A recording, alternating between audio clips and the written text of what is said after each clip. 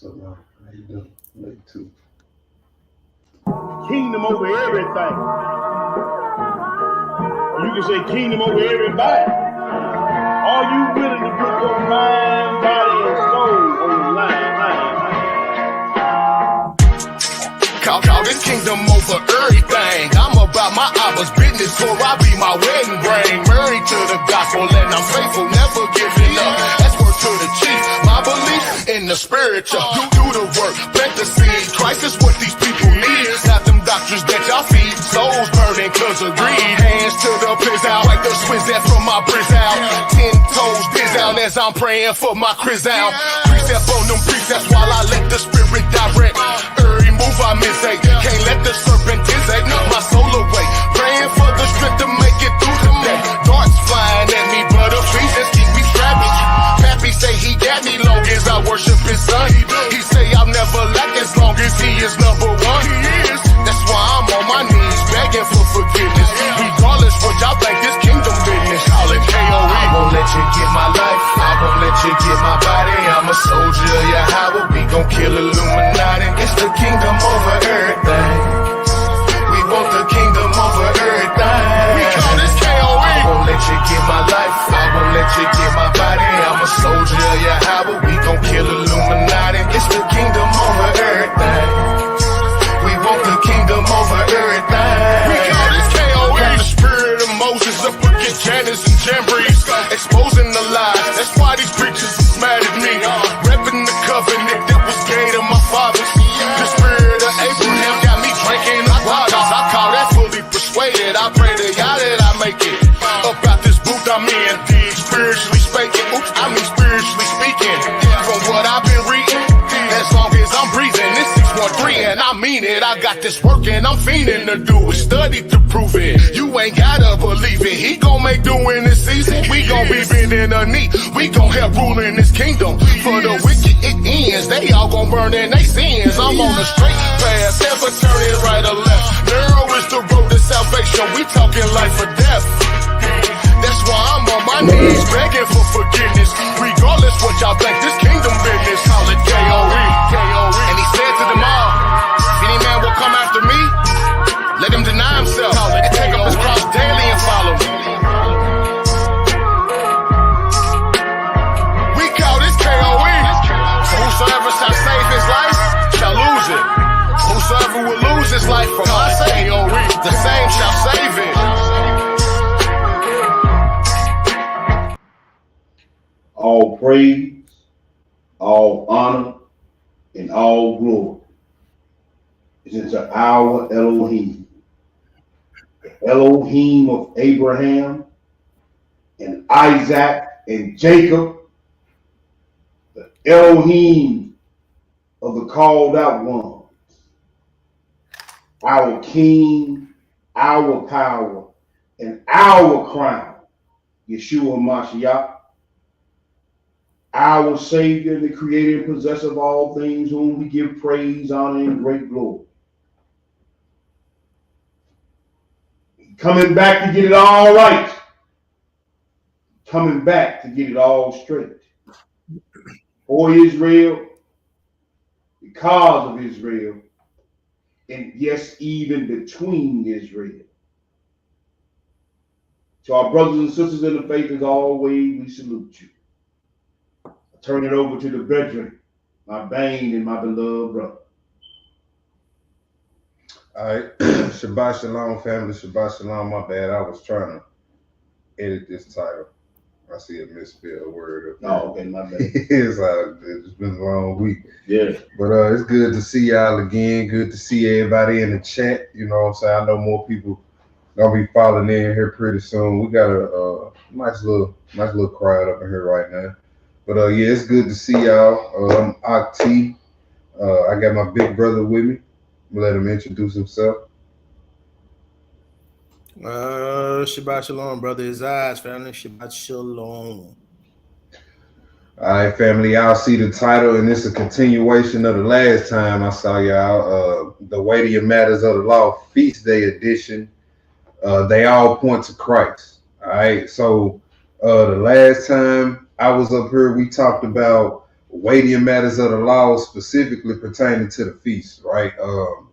And what we saw was one of the biggest lessons we should have got out of that was, you know what I'm saying, what really Christ and the Most High is focused on during these feast days, you know, when we do them. Is it is it more so the when and the where, or is it more so the how or the spirit that you're doing them in? You know what I'm saying? We saw that hey, the inner cup takes precedence over the outer cup. You know, Yes, sir.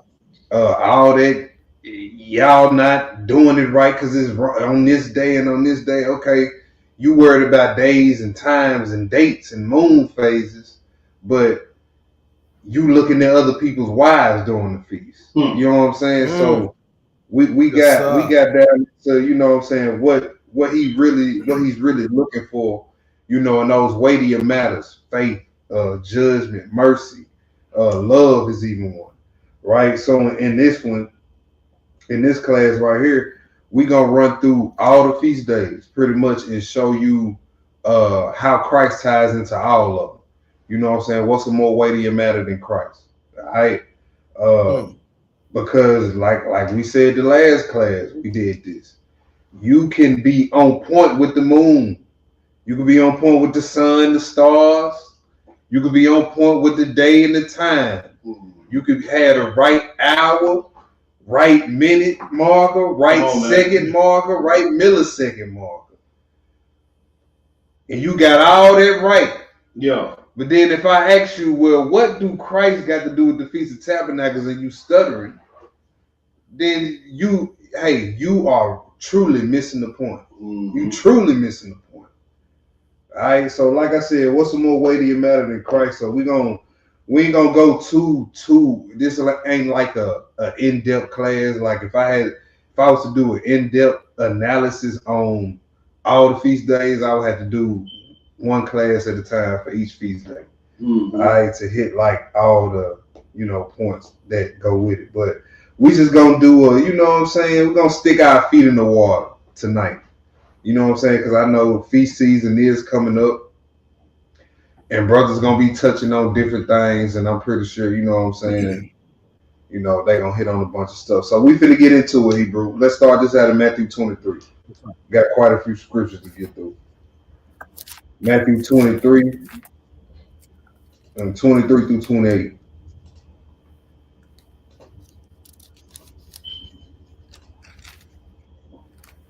Matthew 23, Right, 23. Okay. So Matthew 23, verse 23. And it reads, excuse me, woe unto you, scribes and Pharisees, hypocrites, for ye pay tithes of mint and of cumin, and have omitted the weightier matters of the law. You see that for omitting the weightier matters of the law, for omitting them, there's a warning. There's a warning of destruction. That's what a woe is. Right? So if you think it's just a light thing to not do these things, then there's a warning of destruction coming to you. All right, go ahead. Yes. That was law, judgment, mercy, and faith. These ought you have done, and not to leave the other undone. Ye blind guides, which strain at a gnat and swallow a camel. Woe unto you, scribes and Pharisees, hypocrites, for ye may clean the outside of the cup and of the platter, but within they are full of extortion and excess. So there's another warning of destruction. And you a hypocrite if you make clean outside the cup, but and leave the inside full of extortion and excess. He called you a hypocrite, and he said there's destruction coming for those type of individuals. Right, go ahead. Verse 26. Yeah. Thou blind Pharisee, cleanse first that which is within the cup and platter, that the outside of them may be clean also. Woe unto you, scribes and Pharisees. Yeah, keep going. Hypocrites, for ye are like unto whited sepulchres, which indeed appear beautiful outward, but are within full of dead men's bones and of all uncleanliness. Mm. Even so, ye also outwardly appear righteous unto men, but within you are full of hypocrisy and iniquity. Right, and that's what you gonna get when you prioritize outer cup over inner cup. You gonna get a type of righteousness that in front of when everybody's watching, you gonna look like the most righteous person in the room. Mm. Right? But when you prioritize the inner man versus the outer man, hey, people gonna notice that too. But Yes, sir. when you do the outer versus the inner, hey, he said you full of hypocrisy and iniquity by doing that. So if your worship is outside in, you full of hypocrisy and iniquity, there's destruction coming to you and you a hypocrite. Period. All right, let's go to the next spot. Amos 8. Hey, Hebrew, when you take care of that inside cup, then your light really can shine before men, brother. Yes, sir. It's hard to get up here and talk about murder when you a murderer. When as soon as you cut the live off, you go to murdering your wife, your children, come on, your brother, Hmm. with your tongue. You know what I'm saying? So, hey, let's go to the next spot. It's all about mindset when it comes to this thing, man. Mindset. Amos 8, 1 through 5. Hebrew, go ahead. Okay, family. Amos 8 and verse 1. And it reads, Thus hath the Most High Elohim showed unto me, and behold, a basket of summer fruit. Mm. And he said, Amos, what seest thou? And I said, a basket of summer fruit. Then said the Most High unto me, the end is come upon my people of Israel. I will not again pass by them anymore. Now, And the songs of the what has Israel done to possibly get the Most High talking like this about them? Right? He said, I won't pass by them anymore. Go ahead. Let's see, Hebrew. Verse 3. And the songs of the temple shall be howlings. In that day, saith the Most High Elohim, there shall be many dead bodies in every place. They shall cast them forth with silence. Hear this, O ye that swallow up the needy, even to make the poor of the land to fail. Yeah. Saying, when will the new moon be gone?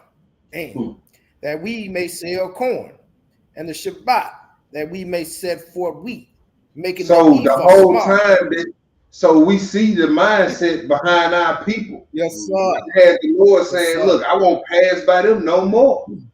Look, so you there on the new moon, you there on the Shabbat. Come on, bro. But you looking at you clock watching the whole time. I can't wait till this over with, so I can make me some more money. Come on, bro. Steady peeking out the blind.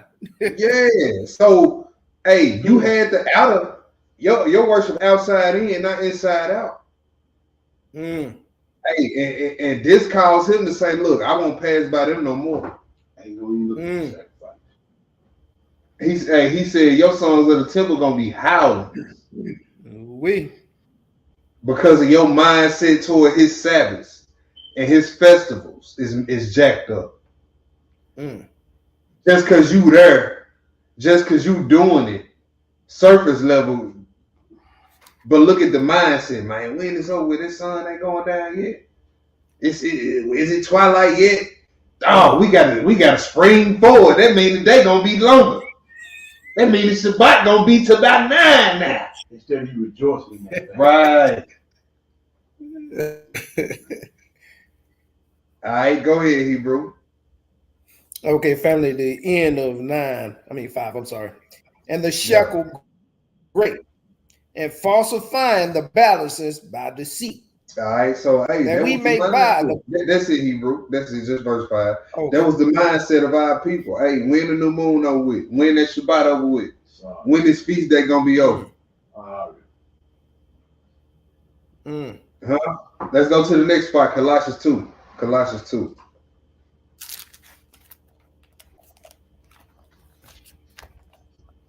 Colossians 2, 14 through 17. Shalom to everybody entering the chat.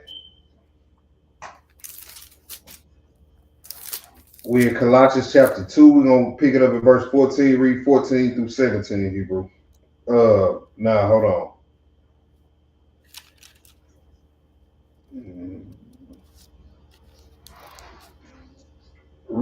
Just read 16 through 18. Yeah, read 16 through 18. Well, Okay, 16 family. and So we had 17. okay, so we had the book of Colossians, and we're gonna pick it up at verse 16. And it reads, Mm-hmm. let no man therefore judge you in meat or in drink, or in respect of a holy day, or of the new moon, or of the Sabbath days, All which right, are a so shadow of Paul saying, he's saying, let no man judge you in meat, because as believers, we know nobody's eating nothing unlawful. That's right. So why would you right. let a man judge you in what type of meat you eating, or in drinking, right? Or in respect of a holy day? Because guess what? Even though we all do it on different days at different times, guess what? We all claim that we trying to be obedient to the Most High and keep the holy day. So why would I let you judge me in that aspect of my walk, or the new moon, or the Sabbath days, right? So don't let nobody judge you in because really it's gonna be some trivial anyway. It ain't gonna be nothing that deals directly with the inner man, y'all. Come on, bro. It's usually always gonna be some trivial when it comes down to meat, to drink, to holy day, new moon, or the Shabbat days. It's gonna be some trivial. All right, verse 17. Verse 17, which are a shadow of things to come, but the body is of Shiach, of the You Shiach. see that? But the body, what you really need to be focused on is Christ. The body of all those things, of the meat, the drink, the holy day, new moons, and Sabbath days, the body of it is Christ. Yes, sir. Right? So how do we have moon phases down pat, but we don't know what Christ got to do with Pentecost? That's right. The moon phase stuff is the elementary part. Yeah.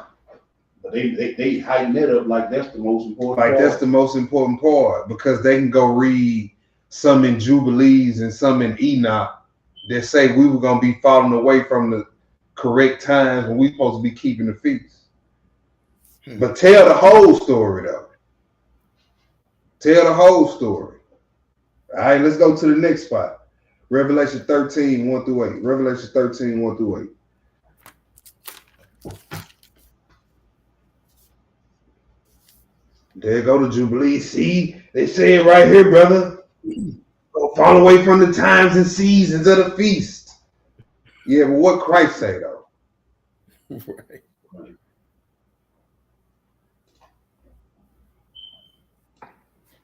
Revelation 13, 1 through 8, Hebrew. And we finna dive into Passover a little bit. Passover unleavened bread. Go ahead, Hebrew. Okay, family. So Revelation 13 and verse 1. And it reads, and I stood upon the sand of the sea and saw a beast rise up out of the sea, having 7 heads and 10 horns, and upon his horns 10 crowns, and upon his heads the name of blasphemy. And the beast which I saw was like unto a leopard, and his feet were as the feet of a bear, and his mouth as the mouth of a lion.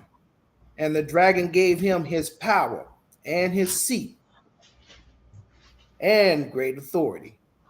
And I saw one of his heads as it were wounded to death, and his deadly wound was healed, and all the world wondered after the beast. Mm-hmm. And they worshiped the dragon, which gave power unto the beast.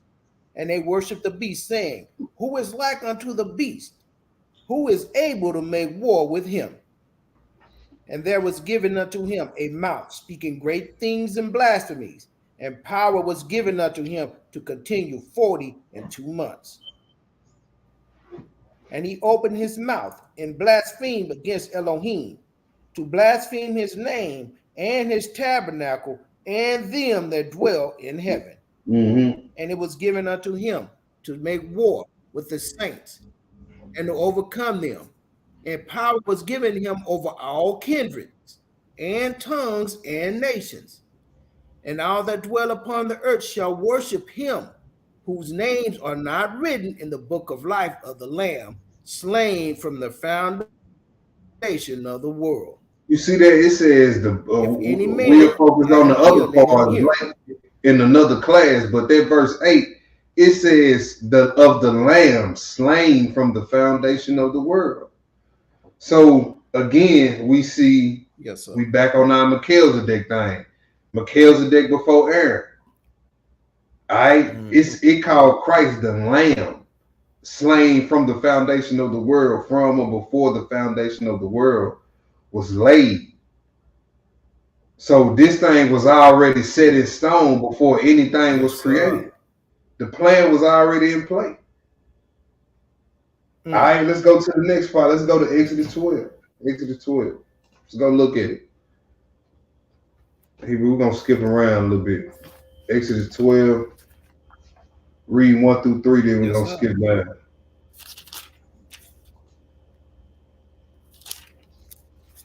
Called him the lamb. What do he have to do with Passover, right? If you've been around for a while, you pretty much know. You know what I'm saying? I'm just getting us warmed up since feast season coming up. You know, that way you won't be sidetracked by any frivolous arguments, right? Like we know what the weightier matters is when it comes to these feast days. We ain't finna sit up and argue with you about moon phases, rotations of the sun and the stars, and man, Planet X and how it's moving and why. We not gonna do all that. We not. Yes, all right. Exodus 12, Hebrew 1 through 3. Then we're gonna skip around. Okay, family. So Exodus 12 and verse 1. And it reads, And the Most High spake unto Moses and Aaron in the land of Egypt, saying, This month shall be unto you the beginning of months. It shall be the first month of all the year to you. Speak ye unto all the congregation of Israel, saying, In the 10th day of this month they shall take to them every man a lamb according to the house of their fathers.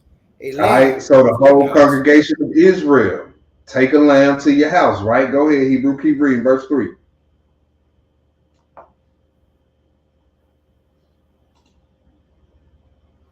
Go ahead, Hebrew, verse 3. 4? Verse 3. You already read verse 3, didn't you? Speak you unto all the congregation of Israel, saying. Yes, sir. Okay, you read verse 3. All right, skip down to verse 5. Read 5 through 9. 5 through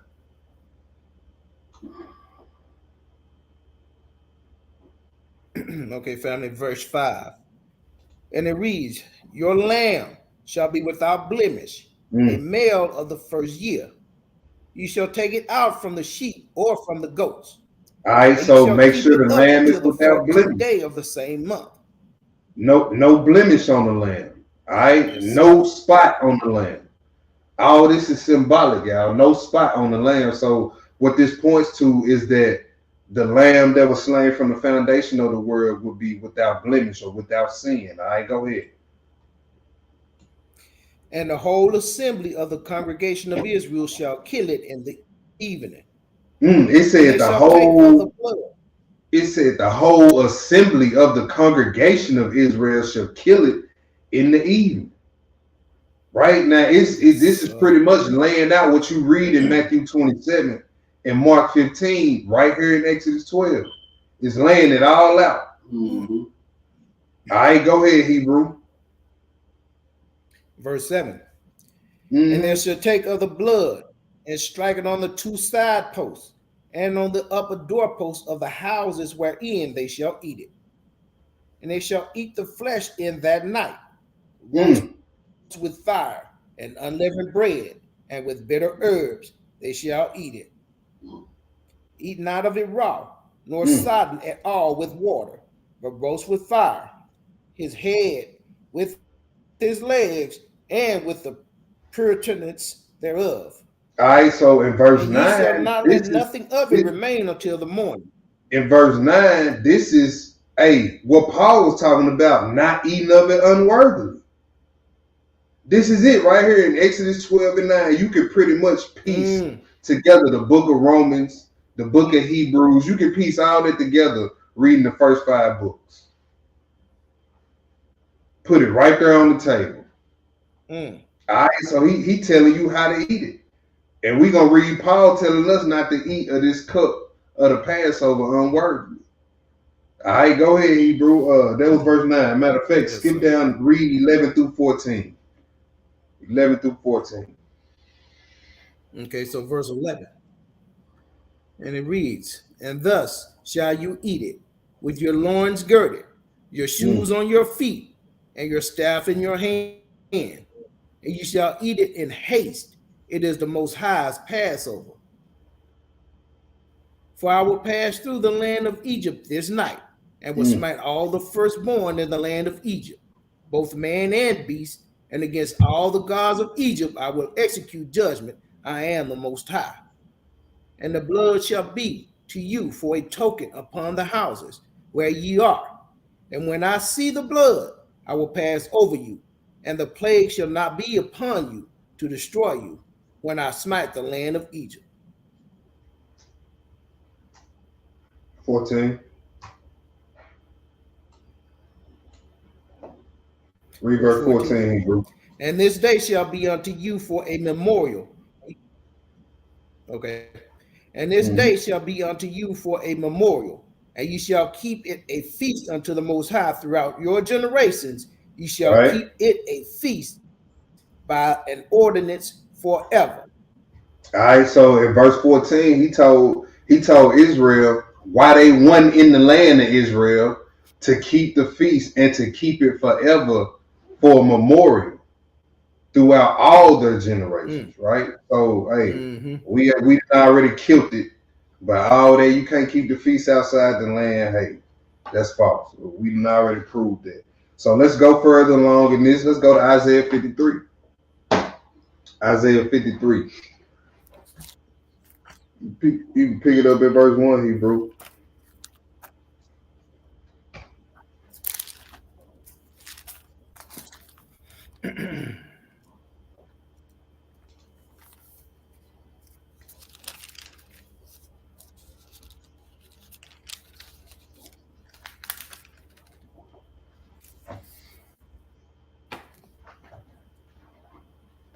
Yeah, hey, the guy who was saying we couldn't do it, like, about where our lamb at. What the brother don't understand, you the one supposed to be presenting yourself. You the lamb now. You supposed to be without spot or blemish when you come into these feasts. Exactly. But they missed the whole. If they understood Christ in all this, even with the unleavened bread, then you will understand that. You know what I'm saying? But we so focused on why they doing it the last week of March. Why they doing it the first week of April? We worried about the wrong stuff, bro. You know what I'm saying? Like we worried about everything but the right thing. Yes, sir. You know what I'm saying? And people be wondering why more and more people starting to become unplugged just from the whole Israelite community on social media, because it's just a cesspool of foolishness. I get tired of hearing bad doctrine. I get tired of hearing the new phenomenon religion. You know what I'm saying? Like all that's tiring, man. It's bigger fish to fry. It's more important stuff to worry about. It is more and more babes in the walk every day that really need the true teaching of the Bible. To be sitting up here worried about all this stuff and going back and forth bickering about out of cup things, stuff that ain't gonna really benefit nobody at the end of the day. All right, so let's focus. Let's keep the main thing the main thing. And let's get this Isaiah 53.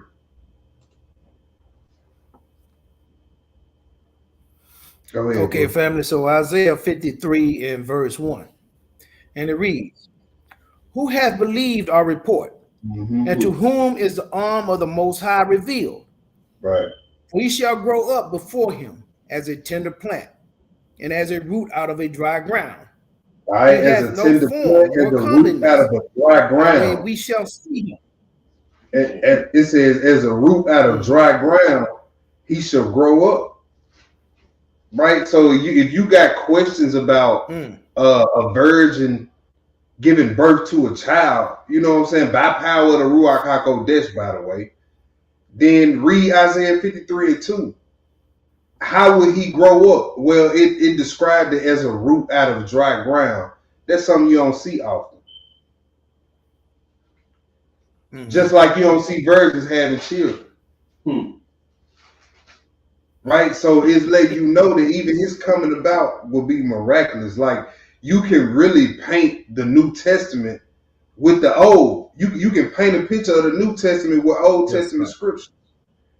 If you told me, I show me grace, the dispensation of grace and faith in the Old Testament, I'm just gonna show you Christ. I'm just gonna show you, you know what I'm saying? Things point to his sacrifice. I'm gonna take you to Habakkuk where it says, the just shall live by faith. Then when we break that phrase down, break down just, the justified. Okay, now we talking about being justified. How you justified? What does that mean? Just if I hadn't sinned. Okay, so it's talking about knocking sins off. And we can discuss all this and not even go to the new. That's right. That's right. We can discuss his birth being a miracle and not even go to the new. Go ahead, Hebrew. Middle of 2. He hath no form nor comeliness, and when we shall see him, there is no beauty that we should desire him. He is despised and rejected of men, a man of sorrows, and acquainted with grief, and we hid, as it were, our faces from him. He was despised, and we esteemed him not. Surely he hath borne our griefs and carried our sorrows, yet we did esteem him stricken, smitten of Elohim, and afflicted. But he was wounded for our transgressions, he was bruised for our iniquities. The chastisement of our peace was upon him, and with his stripes we are healed. All we, like sheep, have gone astray. We have turned every one to his own way, and the Most High had laid on him the iniquity of us all. Yeah. You want me to keep going, T? Yeah, finish that on now, Hebrew. Okay, verse 7. He was oppressed, and we afflicted, yet he opened not his mouth. He is brought as a lamb to the slaughter, and as a sheep before the shearers is dumb, so he opened not his mouth. See, it compared him to a lamb. It compared him to a lamb being brought to the slaughter. Right? We read that. Hey, but that plan was already in place at the beginning, from the foundation of the world. Read in Revelation 13. Go ahead, Hebrew. Keep reading. Verse 8. He was taken from prison and from judgment, and who shall declare his generation? For he was cut off out of the land of the living. For the transgression of my people was he stricken. And he made his grave with the wicked and with the rich in his death, because he had done no violence, neither was any deceit in his mouth. All right, so there goes the lamb without blemish. Look, there's the lamb without blemish. Yes, sir. He had done no violence, neither was any deceit in his mouth. We will never really will have to go to the New Testament to show you any of these prophecies being fulfilled. To be honest with you, if your faith ain't jacked over, then you don't really need the New Testament to see these things. All right, go ahead. Yes, sir. Verse 10. Yet it pleased the Most High to bruise him. He hath put him to grief, when thou shalt make his soul an offering for sin. He shall see his seed. He shall prolong his days, and the pleasure of the Most High shall prosper in his hand. He shall see the travail of his soul, and shall be satisfied. By his knowledge shall my righteous servants justify many, for he shall bear their iniquities. Therefore will I divide him a portion with the great, and shall divide a spoil with the strong, because he hath poured out his soul unto death, and he has numbered he was numbered with the transgressors, and he bare the sin of many and made intercession for the transgressors. Hallelujah. Hallelujah. Let's go to the next spot. Let's go to the next spot. John chapter 1, Hebrew. We're going to pick it up at verse 14. Read 14 through 29. 14 through 29. Like I said, we just hitting the high points of all this. We hitting the high points. Isaiah, he just laid it out plain. He's a lamb brought to the slaughter. You know what I'm saying? He used words like intercession for sins. It pleased the Father to bruise him. So that was the plan of the Father all along. You know what I'm saying? No violence, no deceit in his mouth. Hey, it's all laid out, man. All laid out. John chapter 1, 14 through 29. Hebrew, go ahead. Okay. You say John 14, Hebrew? John chapter 1, verse 14. Oh, John chapter 1. My bad. Yeah, you good, bro. Verse 14. Okay, so family, John 1 and verse 14. And it reads, and the word was made flesh and dwelt among us, and we beheld his glory, the glory of the only begotten of the Father, full of grace and truth. John bare witness of him, and cried, saying, this was he of whom I spake. He that cometh after me is preferred before me, for he was before me.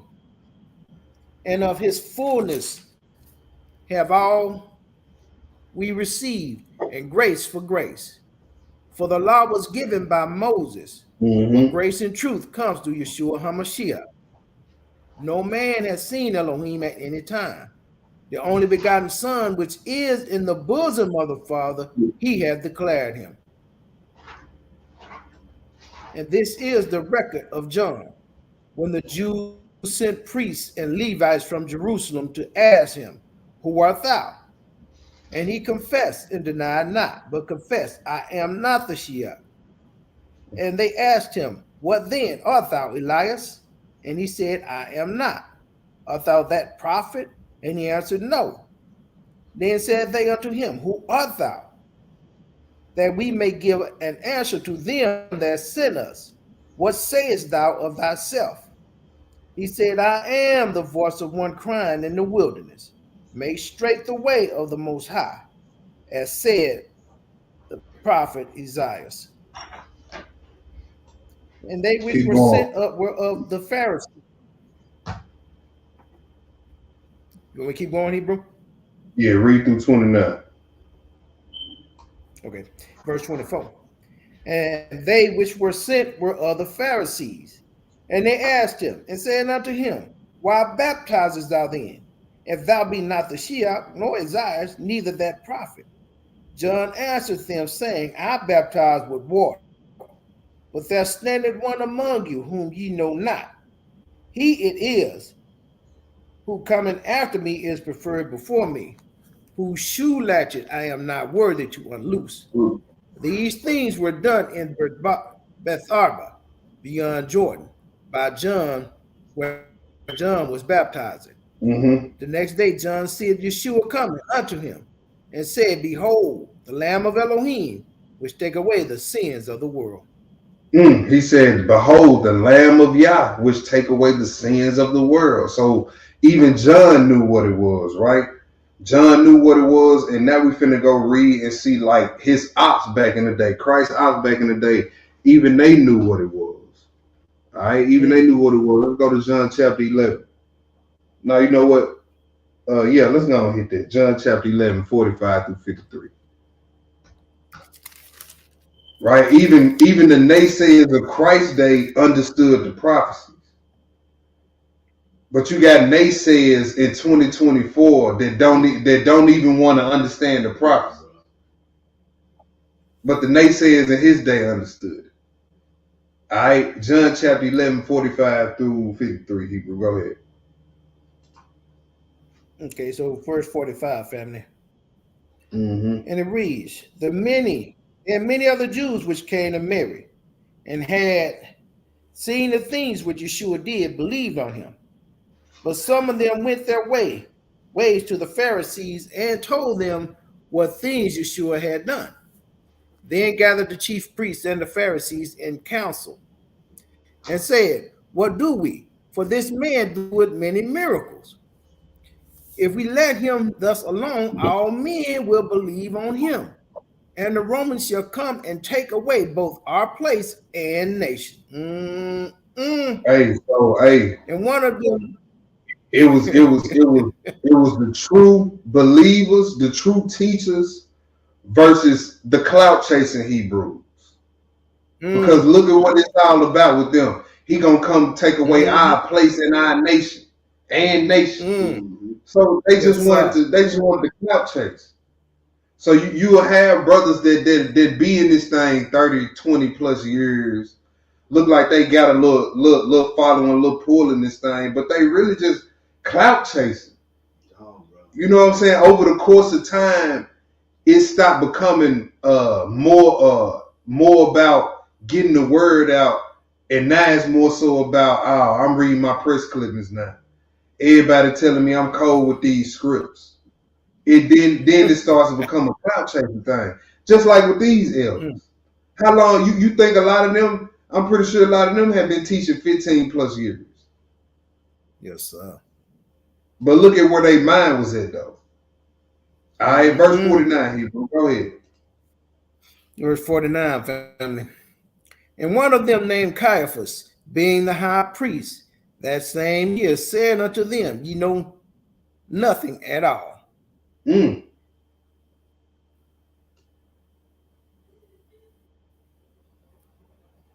want me to keep going? Yeah, keep going. Okay. Verse 50. Nor consider that it is expedient for us that one man should die for the people, and that the whole nation perish not. All right, so even the high priest, even he understood the prophecies that one man should die for the whole nation. And he was a naysayer. So what are naysayers in 2024 talking about today? Right? Go ahead, Hebrew. Keep reading. Read through verse 53. Okay, so verse 51. And this spake he not of himself, but being high priest that year, he prophesied that Yeshua should die for that nation. And not for that nation, and not for that nation only, but that also he should gather together in one the children of Elohim that were scattered abroad. And from that day forth, they took counsel together. Go ahead, finish that out. My bad. Then from that day forth, they took counsel together for to put him to death. All right, let's drop that. Let's hit 1 Peter chapter 1, 18 through 20. 1 Peter chapter 1, 18 through 20.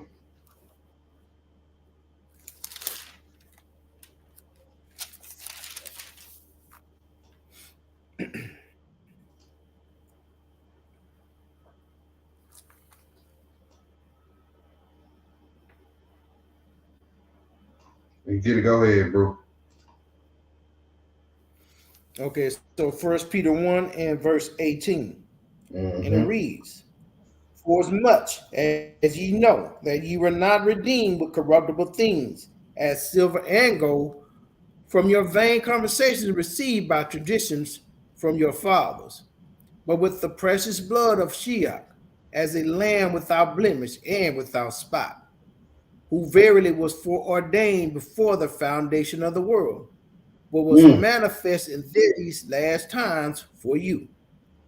Hallelujah. We just want to go, hey, just a precept, right? Just a precept. Hey, it said again, verse 20, who was verily foreordained before the foundation of the world.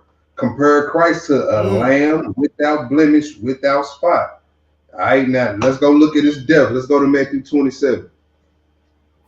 Let's go to Matthew 27.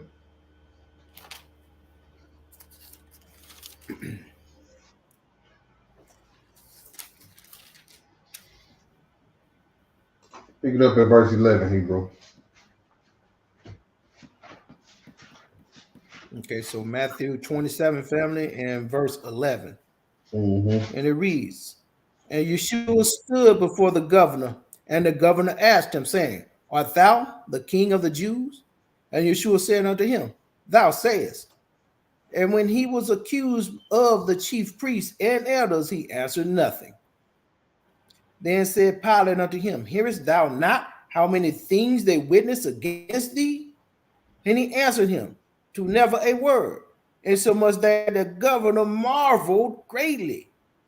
Now at that feast, the governor was wont to release unto the people a prisoner whom they would. And they had then a notable prisoner called Barnabas. Therefore, when they were gathered together, Pilate said unto them, Whom will ye that I release unto you? Barabbas or Yeshua, which is called the Shia? For he knew that for envy they had delivered him. Man. When he had sat down on the judgment seat, his wife said unto him, saying, Have thou nothing to do with that just man? For I have suffered many things this day in a dream because of him. Mm. But the chief priests and elders persuaded the multitude that they should ask Barabbas and destroy Yeshua.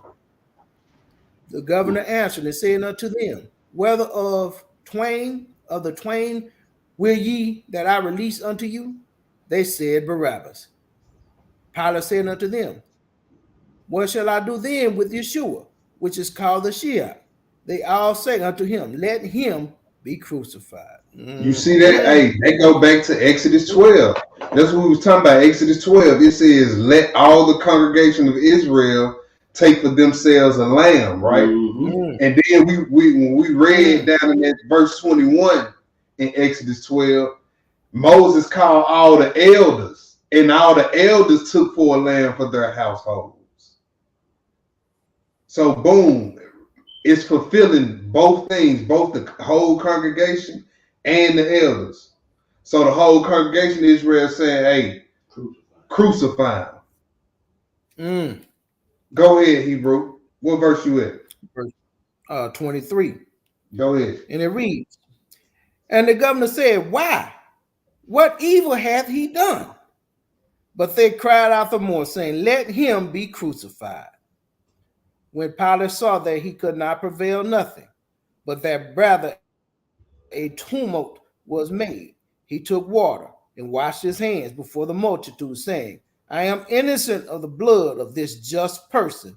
See ye to it. Yeah, let Then you answered tell. all the Go people. ahead. Then Yeah, let answered him all the tell people and him. said, His blood.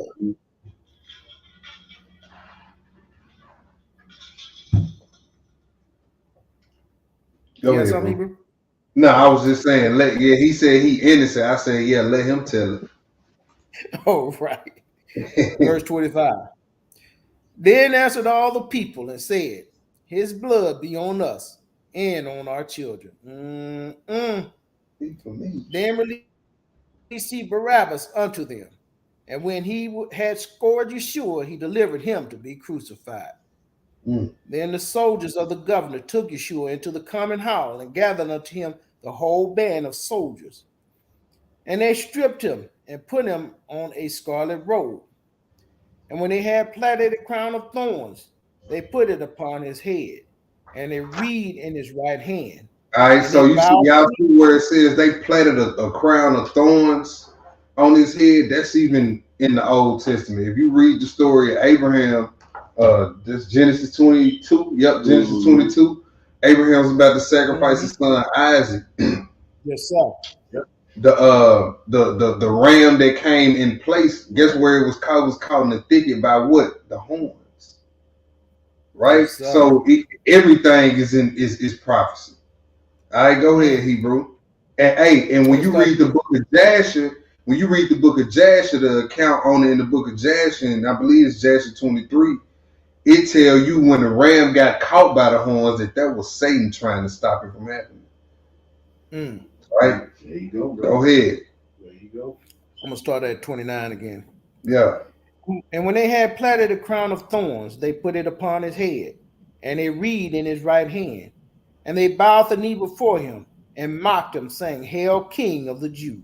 Mm-hmm. And they spit upon him, and they took the reed and smote him on the head. That's Michael 5 And and after 1. that, mm, Go ahead, bro. verse 31. Mm-hmm. And after that, they had mocked him. They took the robe off from him and put his own raiment on him and led him away to crucify him. Mm. And as they came out, they found a man of Cyrene, Simon by name. Him they compelled to bear his cross. And when they were come unto a place called Golgotha, that is to say, a place of skull, they gave him vinegar to drink, mingled with gall. And when he had tasted thereof, he would not drink. And they crucified him, and parted his garments, casting lots, that it might be fulfilled which was spoken by the prophet. They parted my garments among them, and upon my vesture did they cast lots. And sitting down, they watched him there, and set up over his head his accusation written, This is Yeshua, the King of the Jews. Then were there two thieves crucified with him, one on the right hand and the other on the left. And they that passed by reviled him, wagging their heads, and saying, Thou that destroyest the temple, and buildest it in 3 days, save thyself. If thou be the Son of God, come down from the cross. Likewise, also the chief priests, mocking him, with the scribes and elders, said, He saved others, himself he cannot save. If he be a king of Israel, let him now come down from the cross, and we will believe him. He trusted in Elohim. Let him deliver him now, if he will have him. For he said, I am the Son of God. The thieves also, which were crucified with him, cast the same in his teeth. For now the 6th hour was darkness over all the land unto the 9th hour. And about the 9th hour, Yeshua cried with a loud voice, saying, Ela, Ela, lama sabachthani. That is to say, my Elohim, why hast thou forsaken me? Mm. Some of them that stood there, when they heard that, said, This man calleth for Elias. And straightway one of them ran and took a sponge and filled it with vinegar and put it on a reed and gave him to drink. The rest said, Let it be. Let us see whether Elias will come to save him. Yeshua, when he had cried again with a loud voice, yielded up the ghost. Mm-hmm. And behold, the veil of the temple was rent in twain from the top to the bottom, and the earth did quake, and the rocks rent, and the graves were opened, and many bodies of the saints which slept arose, and came out of the graves after the resurrection, and went into the holy city and appeared unto many. Mm. Now, when the centurions and they that were with him, watching Yeshua, saw the earthquake and those things that were done, they feared greatly, saying, Truly, this was the Son of Elohim. All right, we Men wrapping and up women, Passover. That was his death. Ran down everything you can read in the Old Testament. Matter of fact, the main point of reference there is Psalms 22. All right, go back and read that precept there with Matthew 27. You can link Matthew 27 with Mark 15, you know what I'm saying, and many more other places. Hold on, I did something over there. How do I close this page up?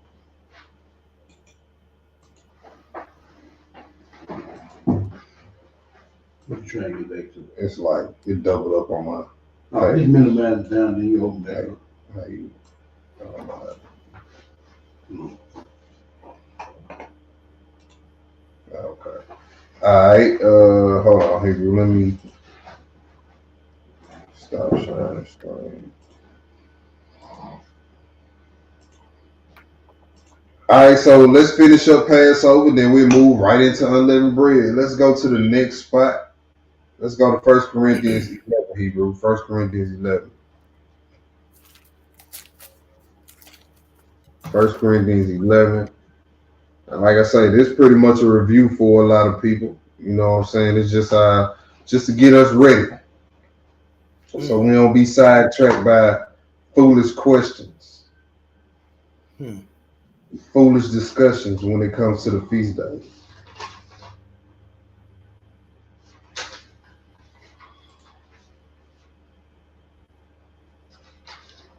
Hold on.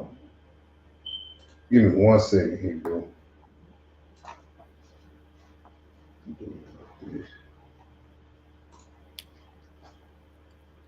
Alright, where we at? We in what I say, First Corinthians 11. Yes, sir. Verse 11, yeah. Corinthians 11, Hebrew, pick it up at verse 17. Read 17 through 25. Okay, family. So 1 Corinthians 11 and verse 17.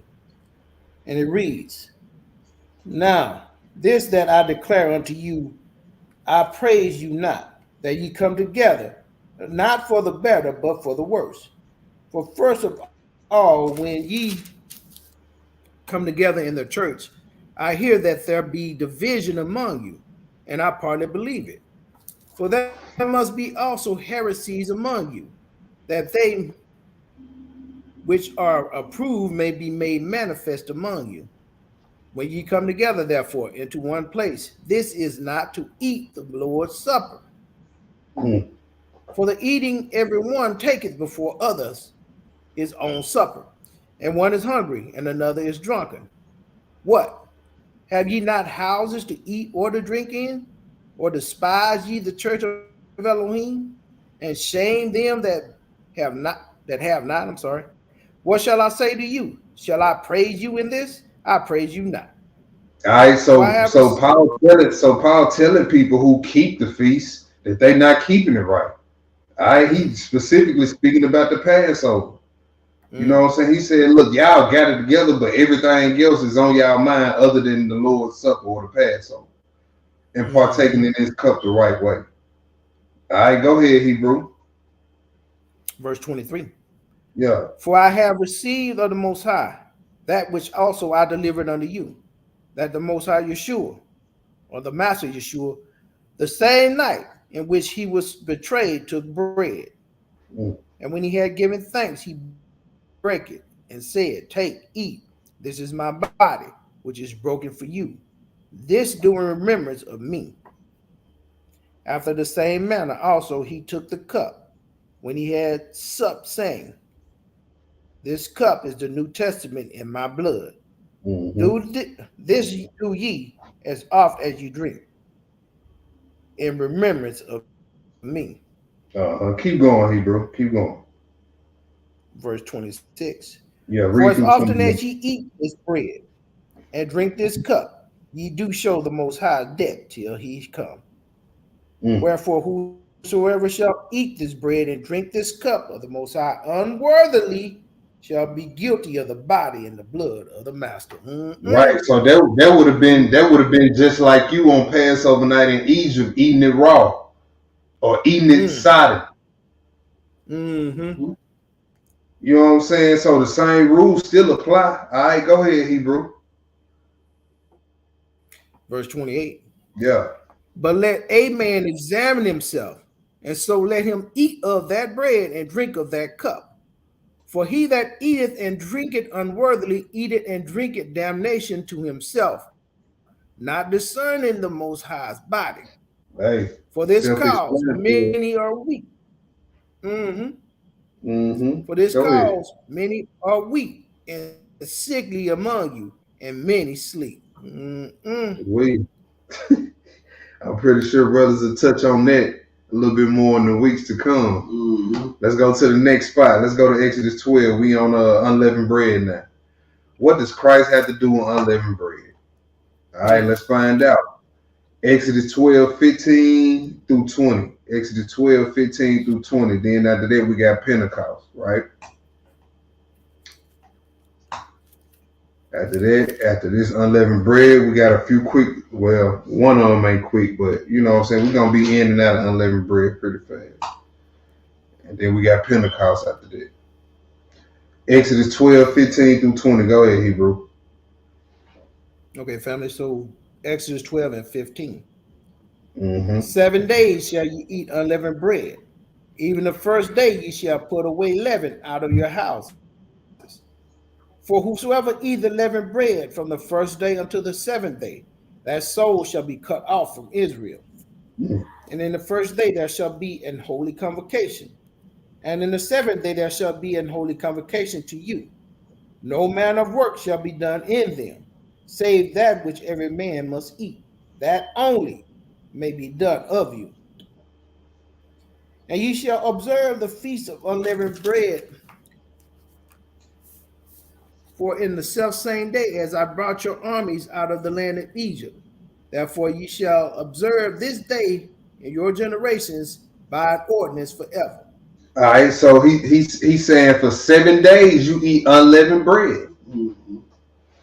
And the Israelites understood back then what leaven meant. Mm-hmm.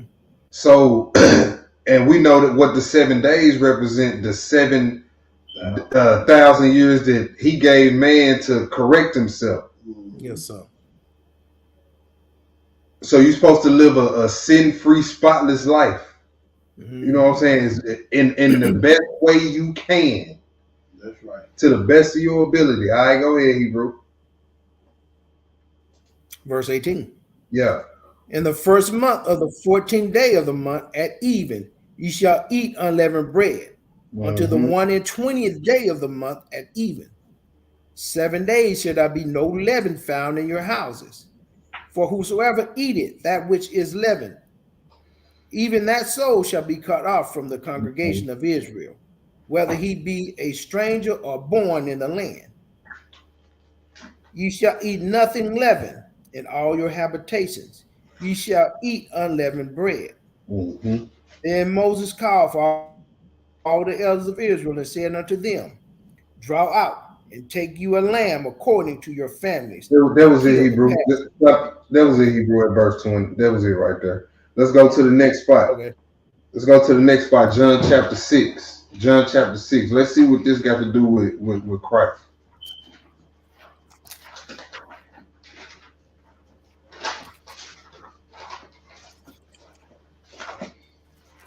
John chapter 6.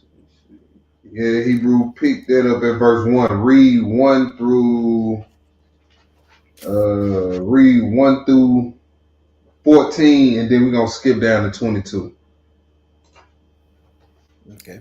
All right, family. So John 1 and John 6 and verse 1.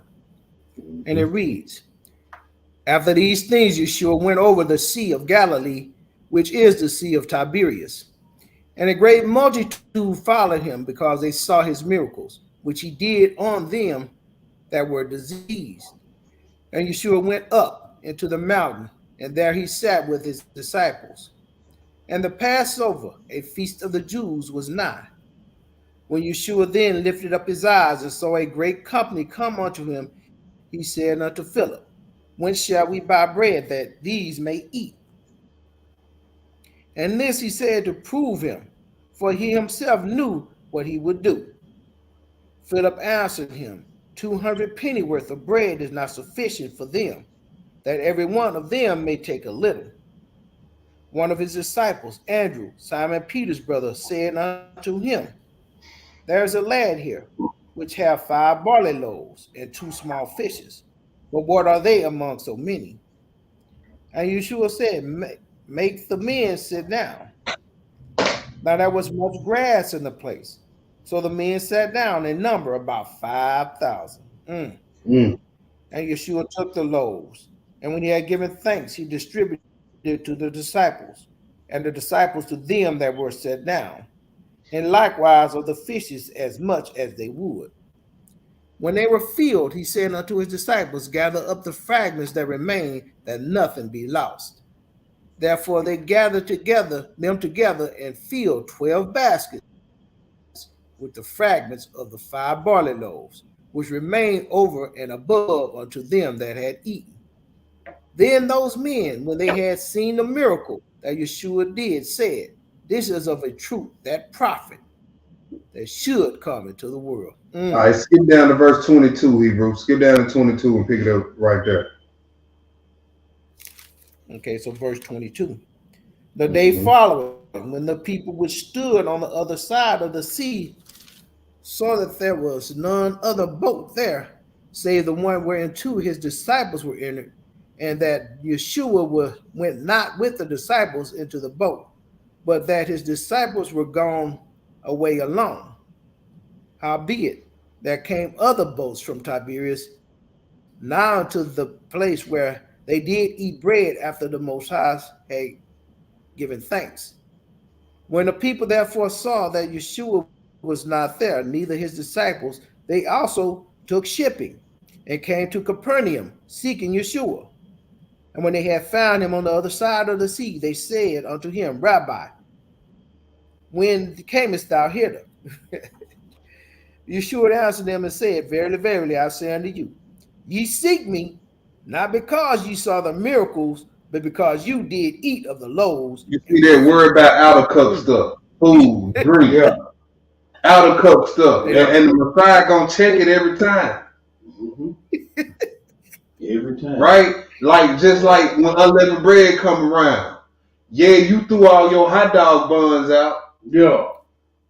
but you still got some doubts about this Messiah that you Right. read in these scriptures, Right. huh? Yeah. Yeah,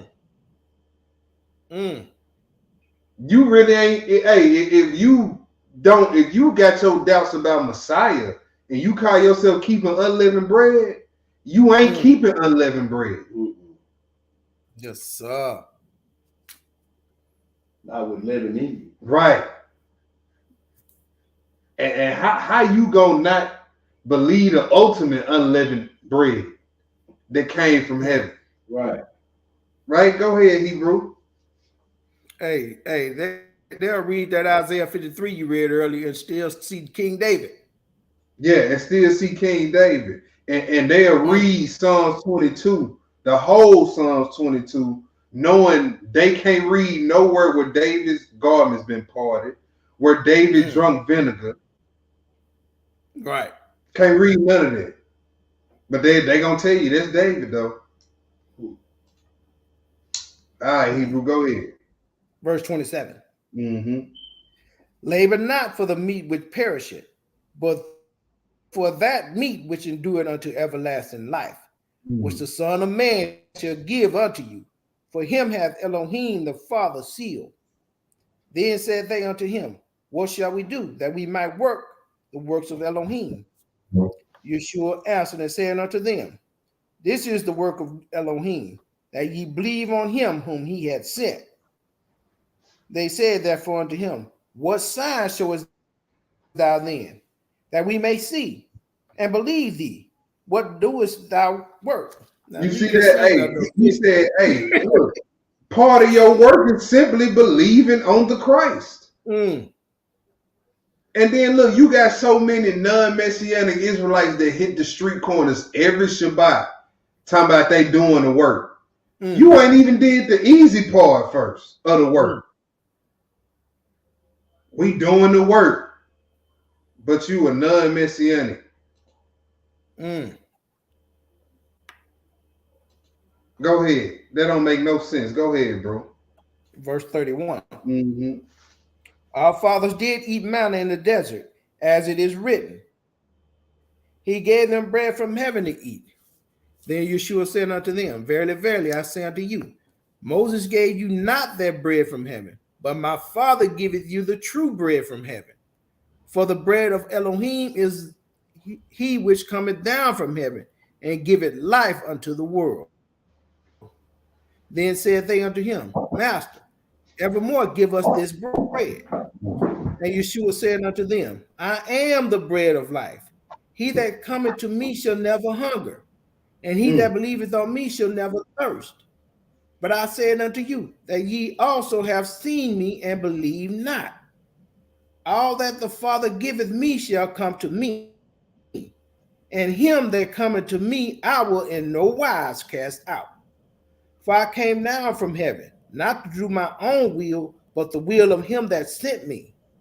And this is the Father's will, which hath sent me, that of all which he hath given me, I should lose nothing, but should raise it up again in the last day. Mm-hmm. And this is the will of him that sent me, that every one which seeth the Son and believeth on him may have everlasting life, and I will raise him up at the last day. Keep going, Hebrew. Yes, Keep sir. going. Verse 41. The Mm-hmm. Jews then murmured at him because he said, I am the bread which came down from heaven. And they said, is not this Yeshua, the son of Joseph, whose father and mother we know? How is it then that he saith, I come down from heaven? Yeshua therefore answered and said unto them, murmur not among yourselves. No man can come to me except the Father which hath sent me draw him, and I will raise him up at the last day. It is written in the prophets, and they shall be all taught of Elohim. Every Mm-hmm. man, therefore, that hath heard and have learned of the Father cometh unto me. Not that any man hath seen the Father, save he which of Elohim he hath seen the Father. Verily, verily, I say unto you, he that believeth on me hath everlasting life. I am that bread of life. He Your said, I fathers am ate that me, bread of life. He said, I yes, am that sir. bread of life. Go ahead. Yes, sir. Unleavened, no sin, Yes, right? sir. He's the perfect example of how we should live our lives, lead our lives, sin free, right? Checking all ops at the door, setting every record straight when somebody messes it up. At the gate. That's how the Messiah did it. That's how we need to do it. All right, go ahead. Verse 49. Your fathers did eat manna in the wilderness and are dead. This Mm, is the bread which cometh down from heaven, that a man may eat thereof and not die. I am the living bread, which came down from heaven. If any man eat of this bread, he shall live forever. And the bread that which I give is my flesh, which I will give for the life of the world. mm. The Jews therefore strove among themselves, saying, how can this man give us his flesh to eat? Then Yeshua said unto them, verily, verily, I say unto you, except ye eat the flesh of the Son of Man and drink his blood, ye have no life in you. You see that? Hey, Whoso when your worship, they worship outside in right here. yes, sir. You know what I'm saying? Not Mm. focused on none, no spirit, nothing spiritual. Just focus on all outer cup stuff. Right? You hunted him down because you thought he was gonna do some more outer cup stuff for you. Yeah. But he only did that to try to help your inner man. And you missed the point. And you still missing the point here. You still missing the point. So you can get all the chips, all the hot dog buns, bagels, pita breads at your house. All you look Debbie cakes, you can get all that out all you want to. But if you ain't keeping the weightier matters of the law, and you don't even know what unleavened bread got to do with Christ, then you're missing the whole point. Mm-hmm. All right, go ahead. Verse 54. Whoso eateth my flesh and drinketh my blood hath eternal life, and I will raise him up at the last day.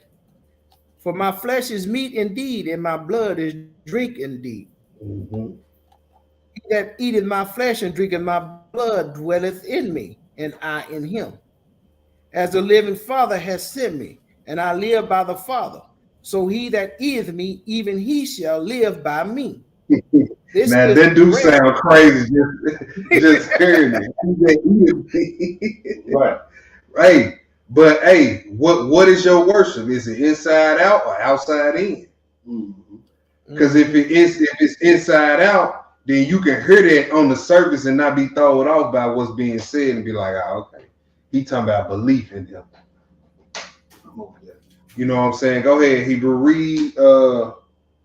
Read 58. Read 58, and then we're gonna drop that and go somewhere else.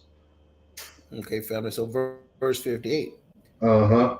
This is that bread which came down from heaven, not as your fathers did eat manna and are dead. He that eateth of this bread shall live forever. Mm. All right, it says, "He that eateth of this bread shall live forever." Let's go to 1 Corinthians, what's that? 5:1-8. 5:1-8. Christ lived a sin-free life, and he said, "I am that living bread." So that's unleavened bread then.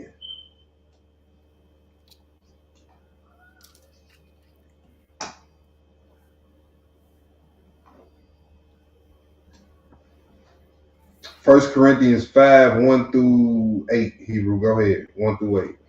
Okay, family. So 1 Corinthians 5:1. It is reported commonly that there is fornication among you, and such fornication as is not so much as named among the Gentiles, that one should have his father's wife. And ye are puffed up, and have not rather mourned, that he that hath done this deed might be taken away from among you.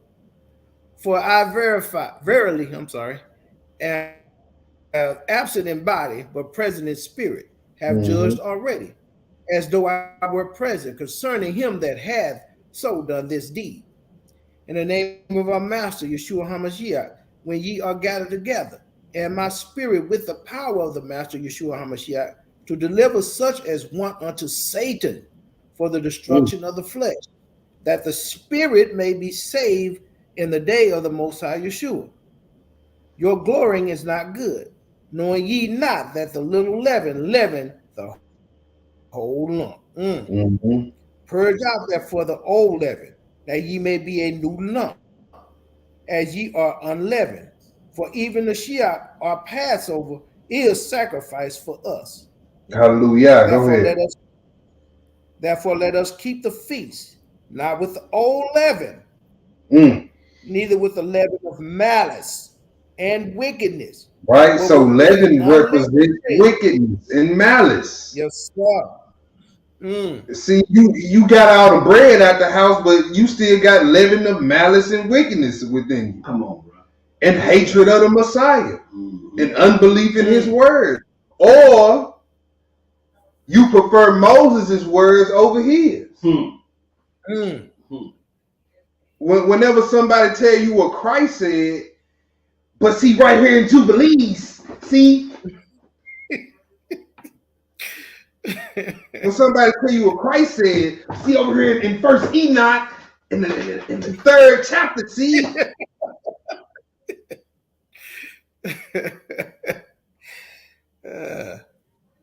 Go ahead, Hebrew. I'm gonna start at 8 over. Right. Therefore, let us keep the feast, not with old leaven, neither with the leaven of malice and wickedness, but with the unleavened bread of sincerity and truth.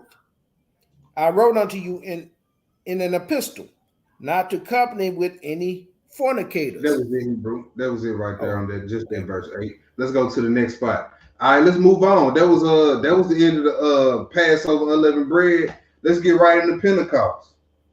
That's the next one on the list, ain't it? Let's get right into Pentecost. Let's go to Exodus 19. Exodus 19. That's right, Emo. What's the point? It ain't no point. But hey, check this out, Emo. People gonna make sure that they do that part of the feast, though. Because why? They worship is outside in. It's outside in. That's the wrong way. Yes, sir. Look, you can not take all the bread out your house and still keep the feast high. You can forget that loaf of bread on top of your refrigerator. Okay. You genuinely could have forgot that. But hey, weightier matters. You kept the mercy part of it, the faith, the judgment. You had the love. It wasn't no murderous thoughts in your heart. Yes, sir. You weren't judging your brother in manner of feast day, meat or drink. Now, that's you versus the brother or sister who got all the bread out their house, and they coming on the feast day picking fights. starting stuff, talking to the spouse in any kind of way. Discord amongst the brothers. Yeah. Which one you think which one you think gonna be honored by the Most High? The one who forgot that loaf of bread on their refrigerator and kept it the right way, or the one who got all the bread out their house and wicked on the inside? Come on, man. Come on. Let's go into Pentecost, all right? Let's go into Pentecost. Let's do this Exodus 19 Hebrew. Read verse 1. Read verse 1 first. Then we're gonna pause right there, and then I want to discuss something. And then we're gonna jump down to verse 7. Read verse 1 though. Okay, family. So Exodus 19 and verse 1. And it reads, in the 3rd month, when the children of Israel were gone forth out of the land of Egypt, the same day came they into the wilderness of Sinai. All right, so this key. I know y'all saying, well, we talking about Pentecost. Why is he going to Exodus 19? Because this verse right here lets us know why. This key. Moses wrote, he said, in the 3rd month, he says, we arrived in the wilderness of Sinai in the 3rd month after we left Egypt. So since we left on the day after Passover in the middle of the 1st month, the 50th day would have fallen on this 3rd month. Yes, sir. Right? All right. Yep. So something happened during this 3rd month. All right. Let's skip down to verse 7. Let's see what happened. Okay. So verse 7, family. And Moses came and called the elders of the people and laid before their faces all the words which the Most High commanded him. And all the people answered together and said, all that the Most High had spoken, we will do. And Moses returned the words of the people unto the Most High. And the Most High said unto Moses, lo, I come unto thee, in a thick cloud, that the people may hear when I speak with thee, and believe thee forever. And Moses told the words of the people unto the Most High. And the Most High said unto Moses, go unto the people, and sanctify them today, and tomorrow let them wash their clothes, and be ready against the 3rd day. For the 3rd day the Most High will come down in the sight of all the people upon Mount Sinai. And thou shalt set bounds unto the people round about, saying, take heed to yourselves that ye go not up into the mount, or touch the border of it. Whosoever touches the mount shall be surely put to death. Thou shalt not a hand touch it, but he shall surely be stoned or shot through. Whether it be beast or man, it shall not live. When the trumpet sounded long, they shall come up to the mount. And Moses went down to the mountain unto the people, and sanctified the people, and washed their clothes. And he said to the people, be ready against the 3rd day. Come not at your wives. And it came to pass on the 3rd day in the morning, that there were thunderings and lightnings and a thick cloud upon the mount, and the voice of a trumpet exceedingly loud, so that all the people that was in the camp trembled. And Moses brought forth the people out of the camp to meet with Elohim, and they stood at the nether part of the mount. And Mount Sinai was altogether on a smoke, because the Most High descended upon it in fire, and the smoke thereof ascended as the smoke of a furnace, and the whole mount quaked greatly. And when the voice of the trumpet sounded long and waxed louder and louder, Moses spake, and Elohim answered him by a voice. All right, so on the day of Pentecost represents, we all know about the fiery tongues, the giving of the Ruach, but it also represents the giving of our Torah. Represents the giving of our Torah, right? Go ahead, Hebrew. And the Most High came down upon the mount, on the top of the mount. And the Most High called Moses up to the top of the mount, and Moses went up. And the Most High said unto Moses, go down, charge the people, lest they break through unto the Most High to gaze, and many of them perish. I dropped it right there. Drop that Okay. right there, Hebrew. Let's go to Deuteronomy 33. Let's go 33. Deuteronomy 33. Yes, sir. 1 through 3.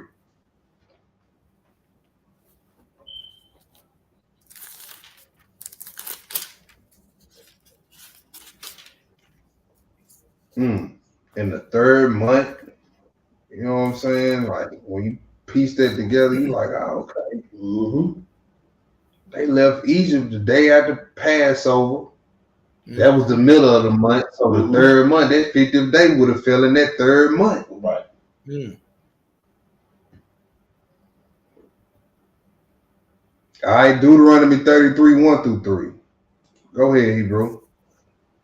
Okay, family. Deuteronomy Mhm. 33 and verse 1.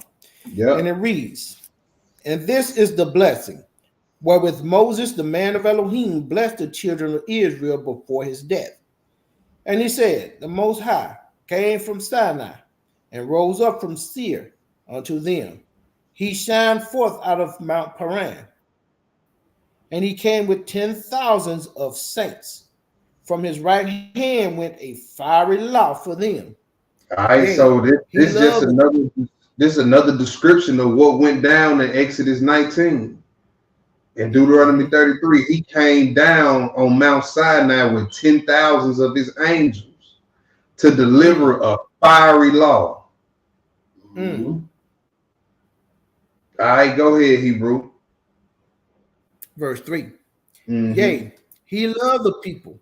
All his saints are in thy hand. And they sat down at thy feet. Every one shall receive of thy words. All right, let's go to John chapter 14. John chapter 14. Pick it up at verse 15.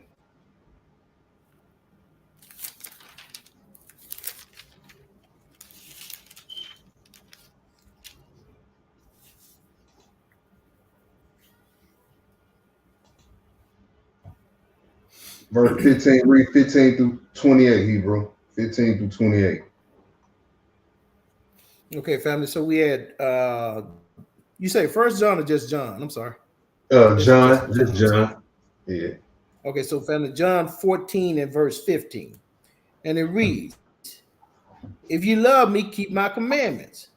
And I will pray the Father, and he shall give you another comforter, that he may Mm. abide with you forever, even the Ruach of truth, whom the world cannot receive, because it seeth him not, neither knoweth him. But ye know him, for he dwelleth with you, and shall be in you. I will not leave you comfortless. I will come to you. Yet a little while, and the world seeth me no more. But ye shall see me, because I live. Ye shall live also. Mm. Mm. And that day ye shall know that I am in my Father, and ye in me, and I in you. He that hath my commandments and keepeth them, he it is that loveth me. And he that loveth me shall be loved of my Father, and I will love him, and will manifest myself to him. All right, skip The down to truth verse is, 26, Hebrew. okay, verse 26. Mm-hmm. And it reads, but the Comforter, which the Ruach HaKodesh, whom the Father will send in my name, he shall teach you all things, and bring Mm. all things to your remembrance, whatsoever I have said unto you. Peace All I right, leave with you. that's it, Hebrew. I'm Go ahead. trying to make sure I get out my scripts and I gotta cut a few, verses when we go certain places. Like just trying to cut the fat out of some of this. So let's go to the next Yeah. spot. Flip right on over to John 16. Flip right on over to John 16. Okay. John 16. Let's do pick it up at verse 5. Okay, family. So John 16 and 5. And it reads, but now Mm-hmm. I go my way to him that sent me, and none of you asked me, whither goest thou? But because I have said these things unto you, sorrow hath filled your hearts.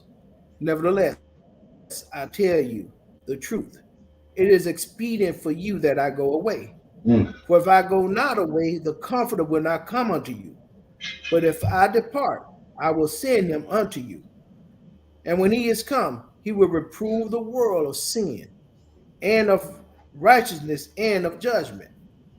Of sin, because they believe not on me. Of righteousness, because I go to my Father, and ye see me no more. Of judgment, because the prince of this world is judged. I have yet many things to say unto you, but ye cannot bear them now. Howbeit, when he, the Spirit of truth, is come, he will guide you in all truth. For he shall not speak of himself, but whatsoever he shall hear, that shall he speak, and will show you things to come. Mm-hmm. He shall glorify me, for he shall receive of mine, and shall show it unto you. All Now right, things so here Christ telling us about the promise of the Ruach HaKodesh. All right, when did that happen? We all know. If you've been around for a minute, we all know when it happened. Let's go read it. Let's go to Acts chapter 2. Acts chapter 2. The day of Pentecost. Also, write down Leviticus chapter 25. Leviticus chapter 25, 1 through 10. It goes into the year of Jubilee. Right? You supposed to count, what was it, 7 Sabbaths? 7 Sabbaths of years. Of years. So that's just 7 times 7, 49 years. Then on the 50th year, every man returns back to his inheritance. Mm-hmm. You know what I'm saying? Your own little plot of land or whatever. It's you returning back to something. So, you know what I'm saying? Your land, pretty much. What's yours? To return it back to what's yours. That's something else the day of Pentecost is about, represents. All right, so let's see what happened on the day of Pentecost in Acts chapter 2. We already seen what happened in Exodus 19, the giving of the law. 10,000 of his saints, a fiery law was delivered. Let's see if we see any similarities. Go ahead, Hebrew. Okay, family. So we had the book of Acts, chapter 2 and verse 1. And it reads, and when the days of Pentecost was fully come, they were all with one accord in one place. And suddenly there came a sound from heaven as of a rushing mighty wind, and it filled all the house where they were sitting. And there appeared unto them cloven tongues like as of fire, and it sat upon each of them. And they were filled with the Ruach HaKodesh, and began to speak with other tongues, as the Ruach gave them utterance. And there were dwelling at Jerusalem Jews, devout men, out of every nation under heaven. Now when this was noised abroad, the multitude came together and were confounded, because that every man heard them speak in his own language. That's a miracle, family. Yeah, so you see fiery law, fiery tongues, day of Pentecost. Hey, Christ promised his disciples all that would keep his commandments, the promise of the Ruach HaKodesh. Right? This is how Christ ties into the day of Pentecost. He gave us his law on this day and gave his disciples the gift of the Ruach HaKodesh on this day. All right, this is also the year that he will gather Israel, his people. All right, go ahead, Hebrew. Go ahead. Verse 7. Yeah. And they were all amazed and marveled, saying one to another, behold, are not these which speak Galileans? And how hear we every man in our own tongue, wherein we were born, Parthians and Medes and Elamites, and dwellers of Mesopotamia and in Judea, and Cappadocia and Pontus and Asia, Pergama and Pamphylia in Egypt, and in the parts of Libya about Cyrene, and strangers of Rome, Jews and proselytes, Cretes and Arabians. We do hear them speak in our own tongues the wonderful works of Yah. And they were all amazed and were in doubt, saying one to another, what meaneth this? Others mocking said, these men are full of new wine. All right, and if we was to keep on reading in this chapter 2, Peter gave a sermon on the day of Pentecost, and guess who it was about? Guess who was centered around? The Messiah. Yes, sir. The Messiah. And it was a great number of Jews who was converted and began to believe on that day of Pentecost. Mm. All right, so let's go to that Leviticus 25 real quick, Hebrew. Let's Okay. go to that just so the people can see it. Leviticus 25, 1 through 10.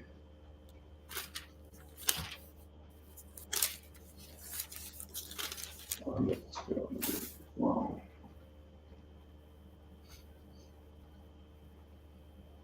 All right, pick it up at verse 1. Go ahead. All right, family, Leviticus 25 and verse 1. And it reads, And the Most High spake unto Moses in Mount Sinai, saying, Speak unto the children of Israel, and say unto them, When you come into the land which I give you, then shall the land keep a Sabbath unto the Most High. 6 years thou shalt sow thy field, and 6 years thou shalt prune thy vineyard, and gather in the fruit thereof. But in the 7th year shall be a Sabbath of rest unto the land, a Sabbath for the Most High. Thou shalt neither sow thy field nor prune thy vineyard. That which groweth of its own accord of thy harvest thou shalt not reap, neither gather the grapes of thy vine undressed. For it is a year of rest unto the land. And the Sabbath of the land shall be meat for you, for thee and for thy servants, and for thy maid, and for thy hired servant, and for thy stranger that sojourneth with thee, and for thy cattle, and for the beasts that are in thy land, shall all the increase thereof be meat. And thou shalt number 7 Sabbaths of years unto thee, 7 times 7 years, and the space of 7 Sabbaths of years shall be unto thee 49 years. See that 49 years. Go ahead. Then shalt thou cause the trumpet of the Jubilee to sound on the 10th day of the 7th month. In the day of atonement shall ye make the trumpet sound throughout all your land. Excuse me. And ye shall hallow the 50th year and proclaim liberty throughout all the land unto all the inhabitants thereof. You see that? He said you should hallow the 50th year. That's what Pentecost stands for, 50. Yes, sir. You should hallow the 50th year, and in the 50th year proclaim freedom or liberty throughout all the land unto all the inhabitants. It's going to be a jubilee for us. Go ahead. It shall be a jubilee unto you, and you shall return every man unto his possession, and you shall return every man unto his family. A jubilee that was it, Hebrew. That was it. That was it right there. Let's go to the next spot. Let's go to let's start on trumpets. Let's go right into trumpets. That was it on Pentecost right there. That was it on Pentecost. And if you read Matthew 24, I believe around about verse 30, it's going to tell you immediately after the tribulation, we're going to be gathered by the sound of a trumpet. We're going to read that. But what we finna do right now, Hebrew, we finna get into trumpets, and how we going to do this, how we going to break this down. We're gonna go through all 7 trumpets. You know what I'm saying? We're going to go through those real quick. Then we're going to get to that 7th one. You know what I'm saying? And just look at a few different things that's going to be going on and what all it has to do with Christ and how it all ties in. So let's do that first. Let's go to Revelation 8 first. Let's do that first. Revelation 8, 1 through 13, Revelation 8, 1 through 13. Yep. Okay.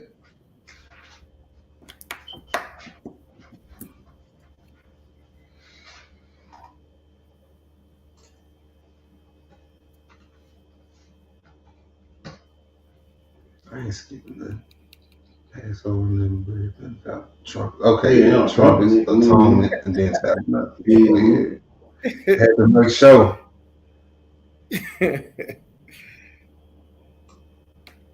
All right, Hebrew verse 1. Go ahead. Okay, family, Revelation 8 and 1, and it reads. And when he had opened the 7th seal, there was silence in heaven about the space of half an hour. And I saw the seven angels which stood before Elohim, and to them were given seven trumpets. And another angel came and stood at the altar, having a golden censer, and there was given unto him much incense, that he should offer it with the prayers of all saints upon the golden altar which was before the throne. And the Hey, smoke so of the check that incense. out. Hey, peep that though. Mm-hmm. Peep, even before these trumpets is being blown, which these trumpets of judgment, even before they being blown, guess what the saints busy doing? Mm. Pray, offering up prayers, Yes, praying sir. and watching, praying and Mm. watching. Hey, because you don't know when these things gonna happen. Gonna start these seals start being popped and trumpets Yes, start blowing. sir. And you better Mm. be praying and watching like these saints was here. Yes, Go ahead. sir. I'm sorry, where was I? um, Verse what, folks? 4. Okay. Yeah, verse 4, family. And the smoke of the incense which came with the prayers of the saints ascended up before Yah and out of the angel's hand. And the angel took the censer and filled it with fire of the altar and cast it into the earth. And there were voices and thunderings and lightnings and an earthquake. And the seven angels, which had the seven trumpets, prepared themselves to sound. The first angel sounded, and there followed hail and fire mingled with blood. Mm. And they were cast upon the earth. And a third part of the trees were burnt up, and all the green grass was burnt up. And the second angel It's gonna be sounded. hard to breathe around that time. Yes, No sir. trees. Mm. You know what I'm saying? So, hey, knowing all this stuff coming, you know what I'm saying? It's best to start preparing ourselves now. You know, start getting Yes, your sir. wind up. Hey, because most of the trees start getting burnt up. And then look, ain't gonna be no grass. Ain't gonna be no shade for you. I'll tell you. So ain't. Mm. Go ahead, Hebrew. Verse 8. And the Mm-hmm. second angel sounded, and as it were a great mountain burning with fire was cast into the sea, and the third part of the sea became blood, and the third part of the creatures which were in the sea and had life died, and the third part of the ships were destroyed. And the third angel sounded, Hey, and there well, fell we a know great what we know star from people heaven. wars going on around this time. Ain't nobody What'd gonna you be say, young man? celebrating cooking no crawfish around this time. Yeah. You can forget that. Scrimp. The seafood wars are coming to an end. Yeah. Yes, sir. Go ahead, bro. Verse 10. And the third angel sounded, and there fell a great star from heaven, burning as it were a lamp. And it fell upon a third part of the rivers and upon the fountains of waters. And the name of the star is called Wormwood. And the third part of the waters became wormwood. And many men died of the waters because they were made bitter. And the fourth angel sounded, and the third part of the sun was smitten, and the third part of the moon, and the third part of the stars, so as the third part of them was darkened, and the day shone not for the third part of it, and the night likewise. Cutting into that 24. You And know, I beheld. sometimes when he talk about the sun being smitten, I know he talking about his light, but I want to know is he talking about the heat of it as well? Okay, Really got to dry up. that's right. That's right. Okay, I always wondered that because boy, that would have been something. Woo, boy. We barely survived 32-degree weather. We don't need nothing like that happening. Yeah, Like in the winter. Yeah. Let's go to let's go on straight to The other two trumpets is in chapter 9, y'all. Y'all can read that. Let's go on to the seventh trumpet. That's what we're here for. So let's go to Revelation 11. Revelation 11. It feel like it's starting to get warmer, like now. Like we were still kind of technically here in Memphis. We kind of be in the cold weeks. We'll still be getting them cold weeks usually. But now it seems like, man, we got cheated out about 2-3 weeks of cold weather. Yeah.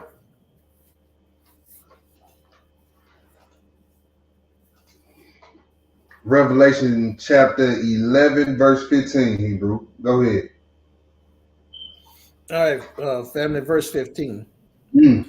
And it reads, and the seventh angel sounded, and there were great voices in heaven saying, the kingdom of this world are become the kingdoms of our master and of his Shiach, and he shall reign forever and ever.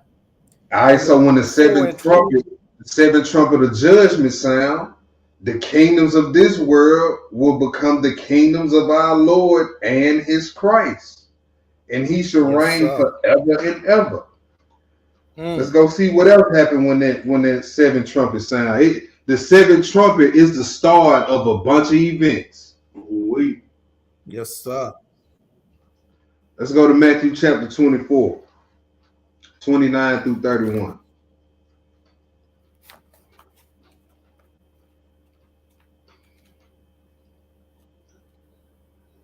When you hear that seventh trumpet, it's a few things about to start taking place.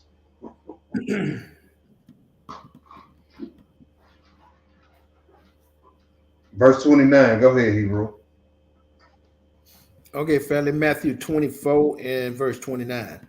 And it reads, immediately after the tribulation of those days shall the sun be darkened, and the moon shall not give her light, and the stars shall fall from heaven, and the powers of heaven shall be shaken.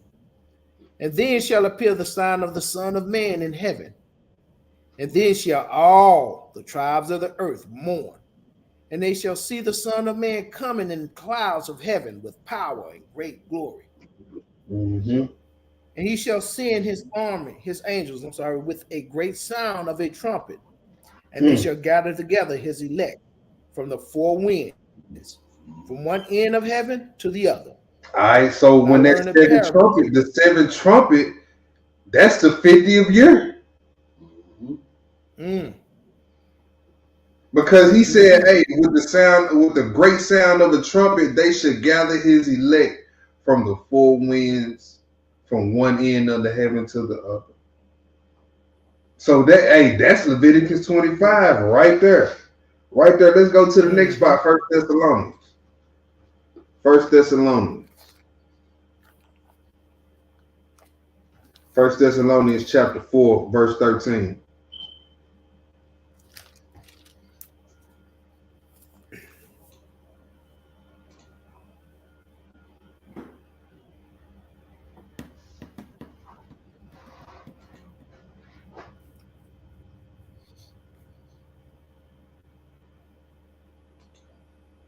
You can teach all the New Testament you want to out of that Old Testament. And vice versa. All right, First Thessalonians 4, verse 13. Pick it up at 13. Go ahead, bro.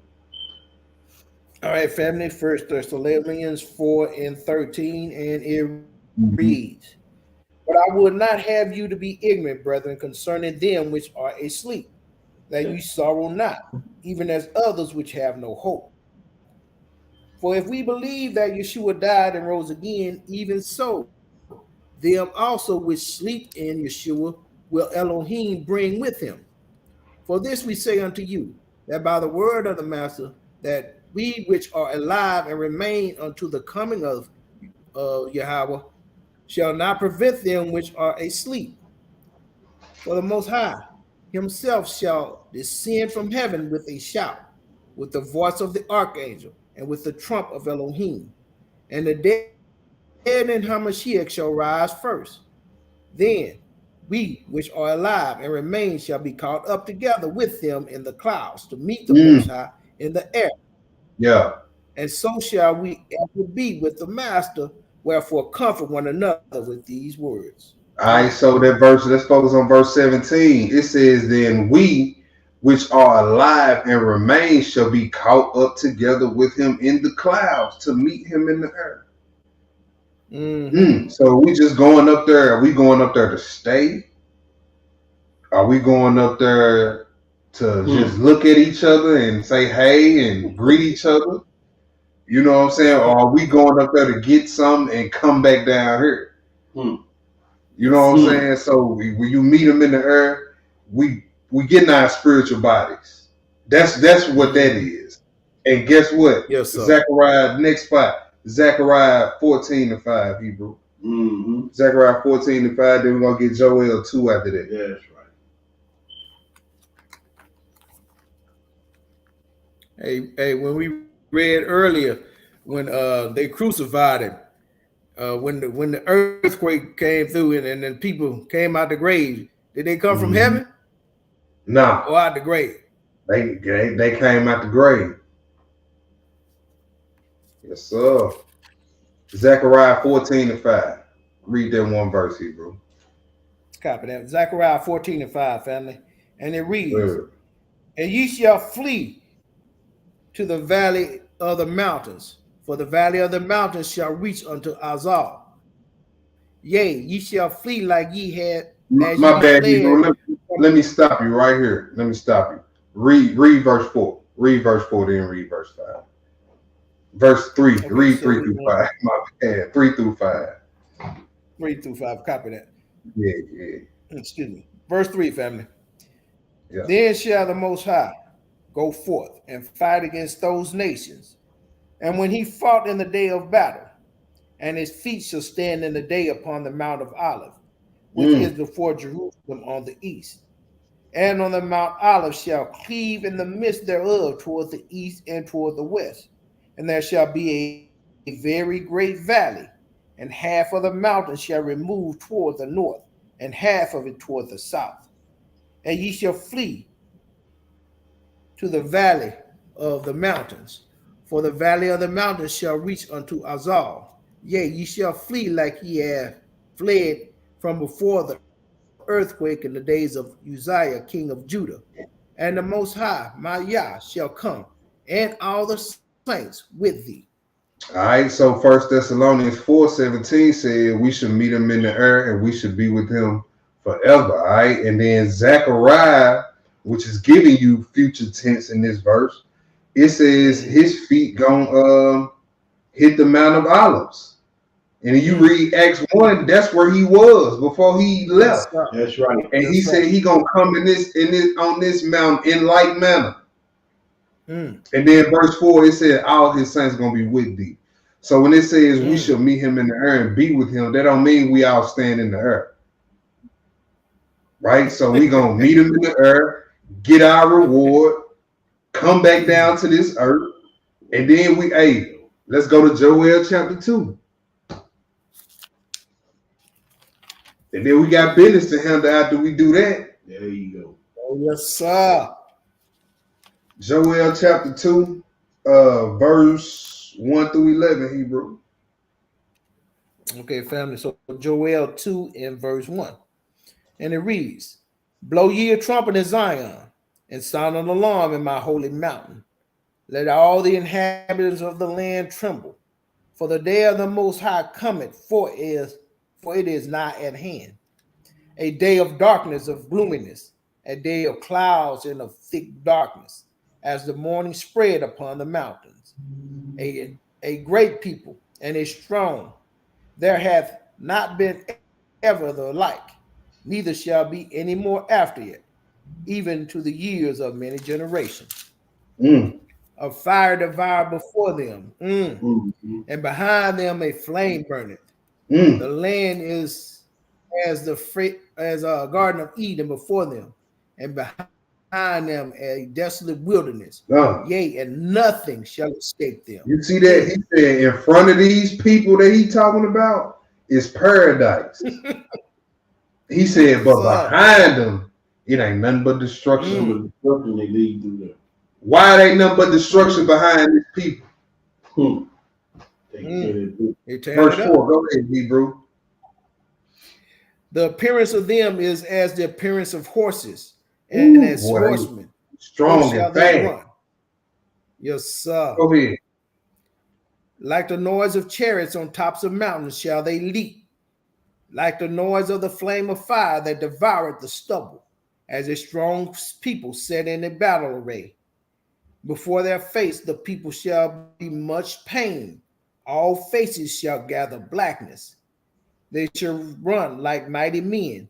They shall climb the wall like men of war, and they shall march every one in his way, and they shall not break their ranks. Yeah. Neither shall one thrust in another.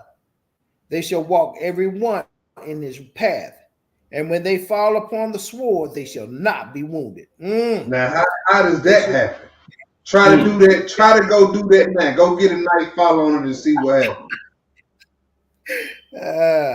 Yes, these immortals, they got their spiritual bodies he talking about. That's going to war. Yes, remember, he told Pilate, he said, look, if this was my kingdom, my servants would be fighting.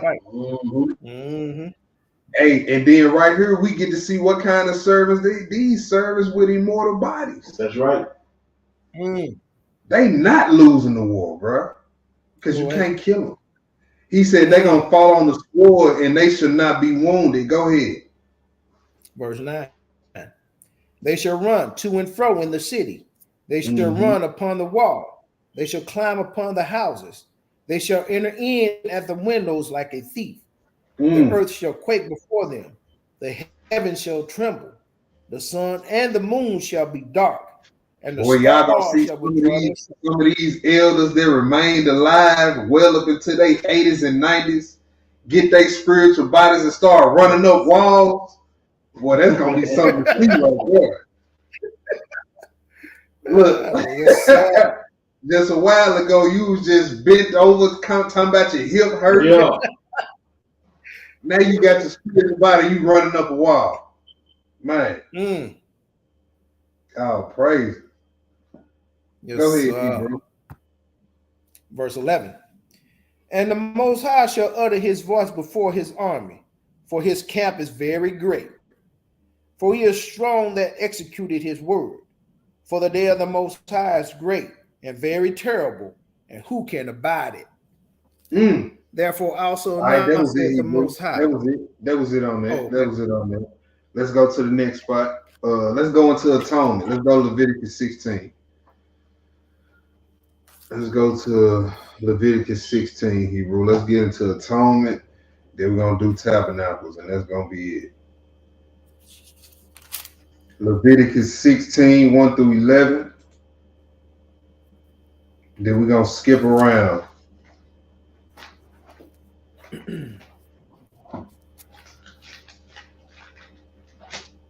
Leviticus 16, 1 through 11. Go ahead, Hebrew. Okay, family. Leviticus 16 and 1, and it reads, And the Most High spake unto Moses after the death of the two sons of Aaron, and they offered before the Most High and died. And the Most High said unto Moses, Speak unto Aaron thy brother, that he come not at all times into the holy place within the veil, that for the mercy seat which is upon the ark, that he die not. For I will appear in the cloud upon the mercy seat. Thus shall Aaron come into the holy place with a young bullock for a sin offering, and a ram for a burnt offering. He shall put on the holy linen coat, and he shall have the linen breeches upon his flesh. And he shall be girded with a linen girdle, and with the linen mitre shall he be attired. These are holy garments. Therefore shall he wash his flesh in water, and so put them on. And he shall take of the congregation of the children of Israel 2 kids of the goats for a sin offering, and 1 ram for a burnt offering.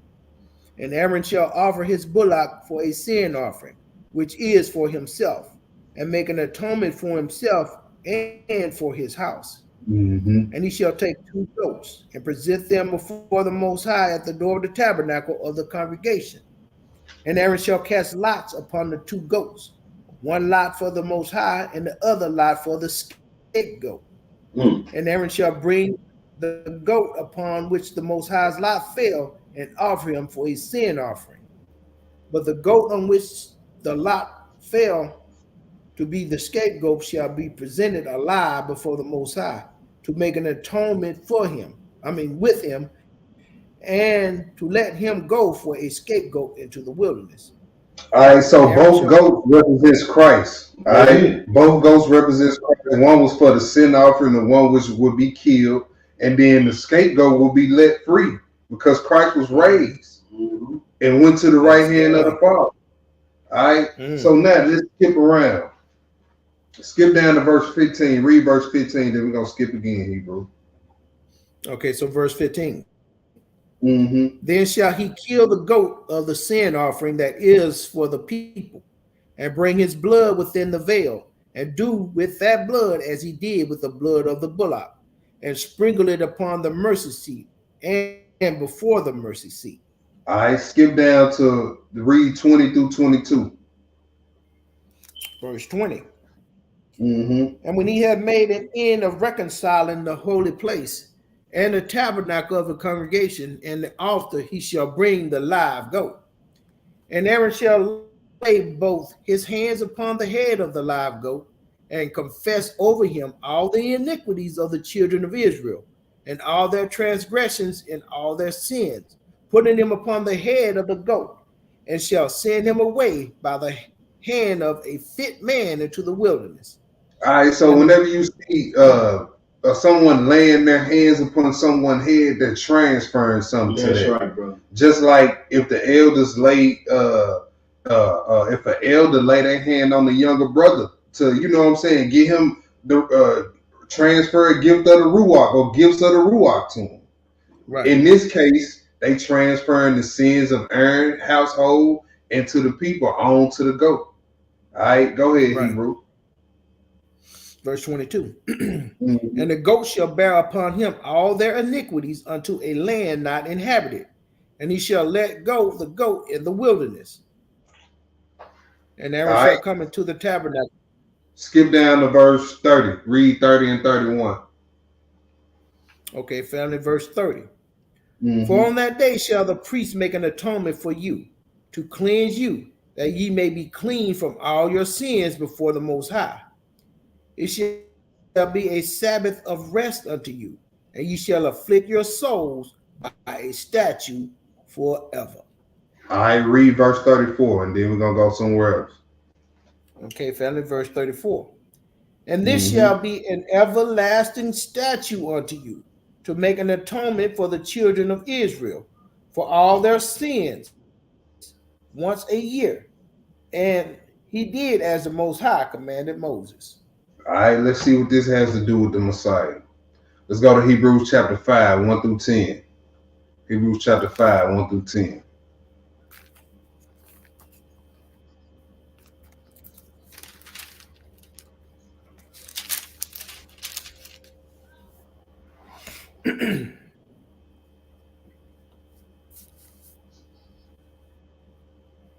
Go ahead, Hebrew. All right, family. So we at the book of Hebrews 5 and 1, and it reads, For every high priest taken from among men is ordained for men in the things pertaining to Yah, that he may offer both gifts and sacrifices for sins, who can have compassion on the ignorant and on them that are out of the way, for that he himself also is compassed with infirmity. And by reason hereof, he ought as of for the people, so also for himself to offer for sins. And no man taketh this honor unto himself, but he that is called of Yah, as was Aaron. Mm-hmm. So also the Shiach glorified not himself to be made an high priest, but he that said unto him, Thou art my son, today have I begotten thee. As he has, and he said also in another place, Thou thou art a priest forever after the order of Melchizedek, Ooh. who in these who in the days of his flesh, when he had offered up prayers and supplications with strong crying and tears unto him, that was able to save him from death, was heard in that he feared. Though he were a son, yet learned he obedience by the things which he suffered. And being made perfect, he became the author of eternal salvation unto all them that obey him. Called of Yah, a high priest after the order of Melchizedek, of whom we have many things to say and heard to be uttered, seeing ye are dull of hearing. All right, And let's drop when that. Let's go to Hebrews chapter 10. Let's go to Hebrews chapter 10. Write down Hebrews chapter 9, y'all. Write down Hebrews 9.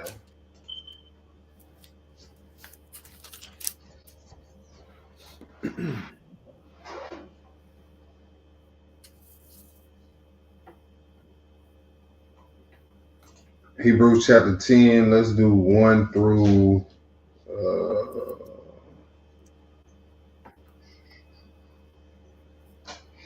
1 through 12. Yeah, 1 through 12. Hebrews all 10, right, 1 through so 12. family, We we get have it. Hebrews 10 and 1, and it reads, for the law, having a shadow of good things to come, and Mm-hmm. not the very image of the things, can never with those sacrifices which they offer year by year continually make the comers thereunto perfect. All For right, so then, what Paul, or if you don't want to say Paul, the author of Hebrews, which we got history to show you, that tells you if you say Paul, you're not necessarily wrong. All right, what Paul was trying to tell you here, those sacrifices that they offer year by year on the Day of Atonement, they really couldn't do nothing for you as far as salvation. All right, so this is what Christ has to do with the Day of Atonement. He had the one and only one and for all sacrifice. All right, that's go it. ahead, Hebrew. Verse 2. For Mm-hmm. then would they not have ceased to be offered, because that the worshippers once purged should have had no more conscience of sins. But in those sacrifices there was a remembrance again made of sins every year. For it Mm. is not possible that the blood of bulls and of goats should take away sins. Wherefore he cometh into the world, he said, sacrifice and offering thou wouldest not, but a body hast thou prepared me. In burnt offerings and sacrifices for sin thou hast had no pleasure. Then said I, lo, I come in the volume of the book. It is written of me, to do thy will, O Yah. Above when he said, sacrifice and offerings and burnt offerings and offerings for sin thou wouldest not, neither Mm. hadst pleasure therein, which are offered by the law. Then said he, lo, I come to do thy will, O Yah. He taketh away the first, that he may establish the second, by the which we are sanctified through the offering of the body of Yeshua HaMashiach once for all. And every priest standeth daily ministering and offering oftentimes the same sacrifices, which can never take away sins. But this man, after he had offered one sacrifice for sins, forever sat down on the right hand of Yah. Hallelujah. Let's drop that. Let's go to Keep going. Leviticus 23, verse 39. We in tabernacles. We in tabernacles. It's the last one.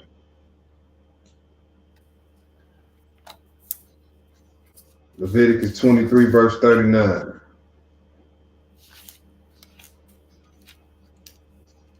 Just that one verse, Hebrew. Nah, Hebrew, we're gonna do 39 through 44. Okay.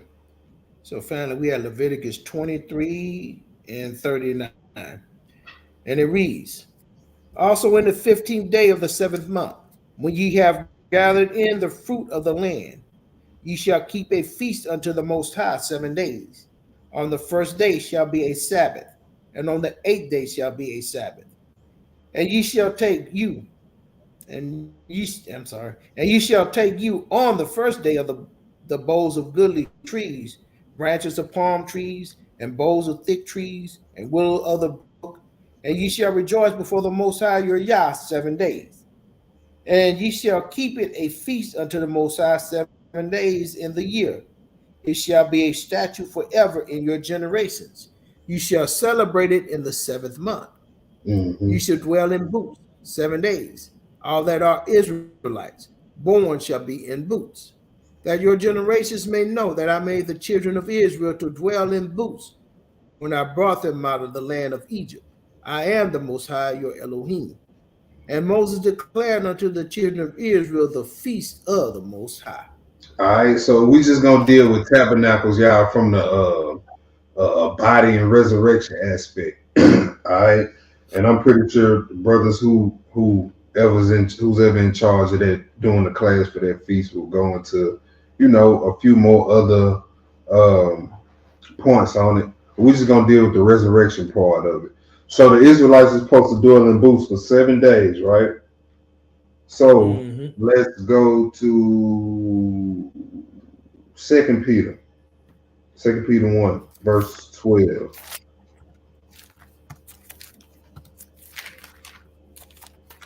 Second Peter 1. So the Feast of Booths or the Feast of Tabernacles, whatever you want to call it.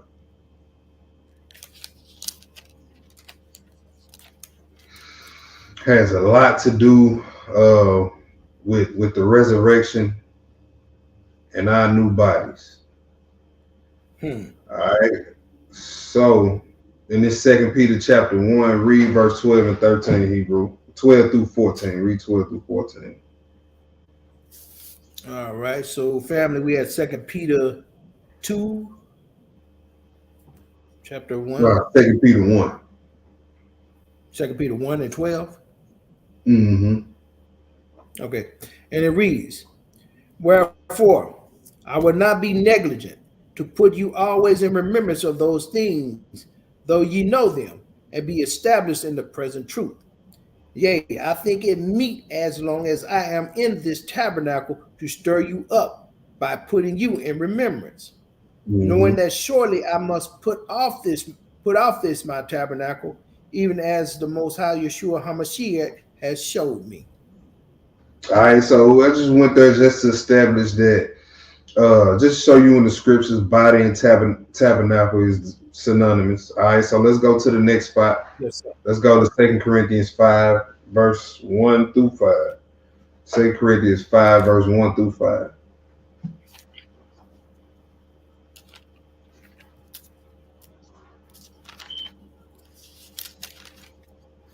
You said 1 through 5, Hebrew? Mm-hmm. All right, family. So we at 2 Corinthians 5 and 1.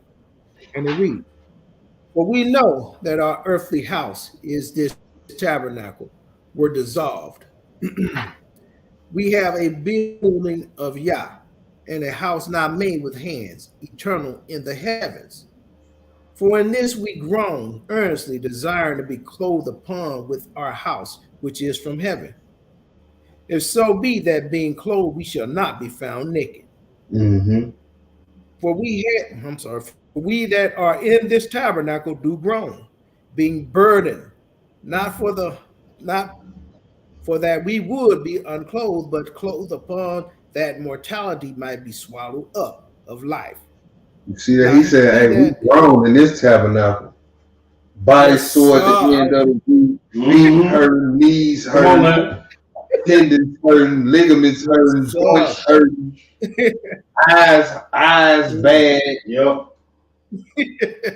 We growing in this thing. Boy, I had to work all week without prescription contact because I was waiting on my new ones to come.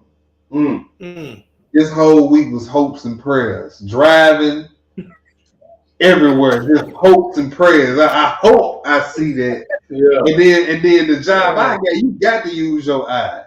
It was hopes and prayers all week. So we grown in this body. Man, what? Yes. Driving home, falling asleep, grown. Boy, it's Yes, sir. rough in this body. Yeah, it is. Go ahead. Verse 5. Now he that hath wrought us for the self-same thing is Yah, who also hath given unto us the earnest of the Ruach. All right, Hebrew, let's drop that. Let's go to John chapter 11. Let's go to John chapter 11. What does this have to do with the Messiah? Well, if you want a new body, one or two things gonna have to happen. Either you're gonna have to die to get it, or you're gonna have to live long enough to be changed to get it. Yes, sir. And if you die and didn't believe in Christ, Uh-oh. there's no resurrection coming for you. Mm. Right? But if you died and you believed in Christ, you kept the laws and the faith of Christ, there's a resurrection for you. Only way you can get resurrection is to believe in Christ. Right? Or why are you even keeping the Feast of Tabernacles? Yes, sir. All right. John chapter 11, pick it up at verse 17, Hebrew. All right, family. John 11 and 17. And it reads, Then when Yeshua came, he found that he had lain in the grave 4 days already. Let's talk about Now Lazarus. Bethany was Go ahead. not Let's talk about okay. Lazarus. Go Now ahead. Bethany was not unto Jerusalem, about 15 furlongs off.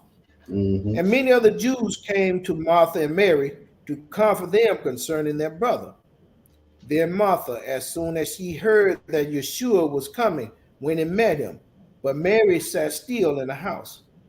Then said Martha unto Yeshua, Master, if thou hadst been here, my brother had not died. Mm.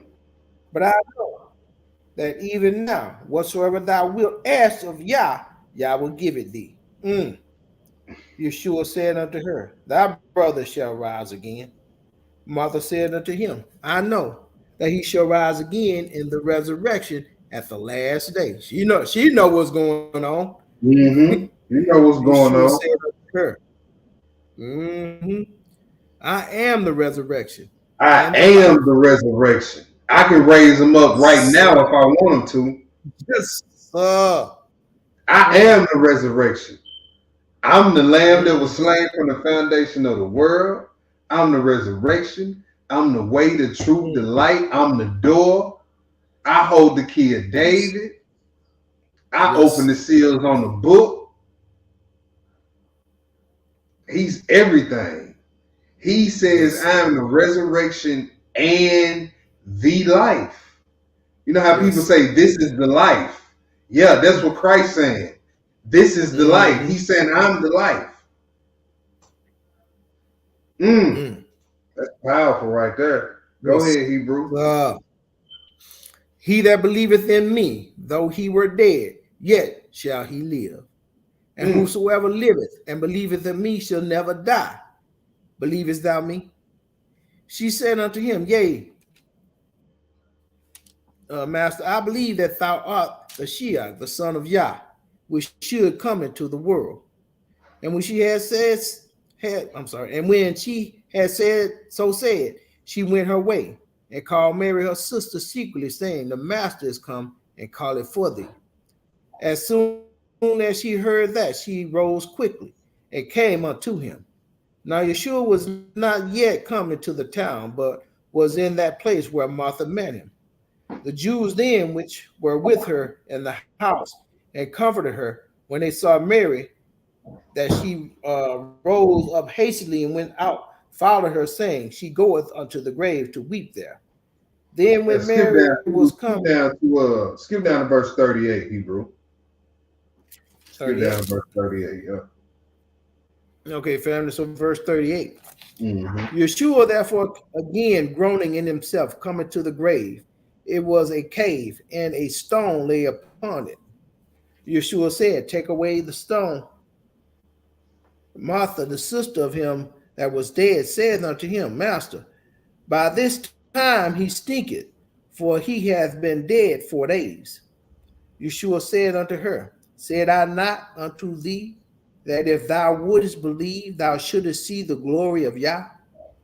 Then they took away the stone from the place where the dead was laid. And Yeshua lifted up his eyes and said, Father, I thank thee that thou hast heard me. And I knew that thou hearest, me always. But because of the people which stand by, I said it, that they may believe that thou hast sent me. And when he thus had spoken, he cried with a loud voice, Lazarus, come forth. And he that was dead came forth, bound hand and foot with grave clothes, and his face was bound about with a napkin. Yeshua said unto them, Loose him and let him go. All right. Hallelujah. He said, I am the resurrection. So, hey, if you call yourself keeping the Feast of Tabernacles and don't believe in Christ, just don't keep the Feast of Tabernacles. Come on, man.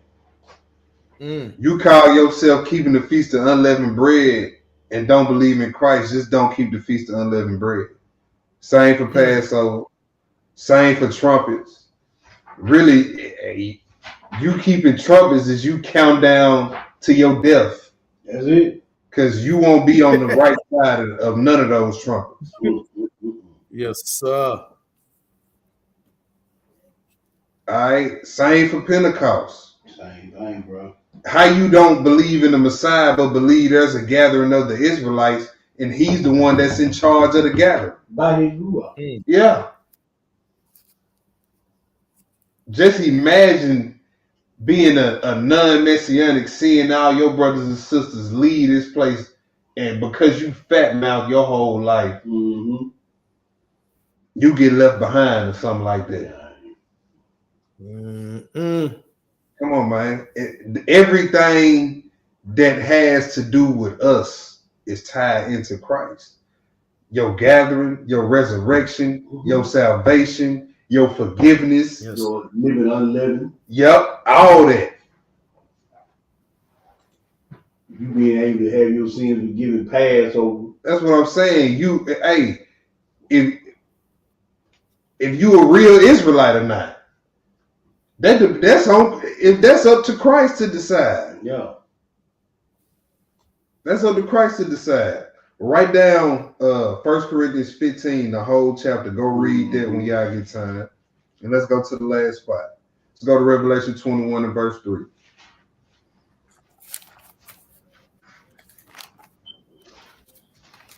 Revelation 21 and verse. Matter of fact, read 1 through 3, bro. 1 through 3.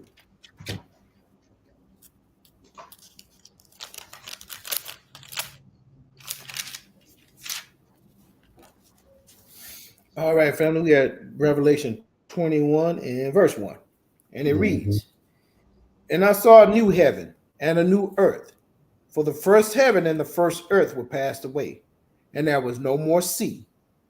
And I, John, saw the holy city, New Jerusalem, coming down from Yah out of heaven, prepared as a bride adorned for her husband.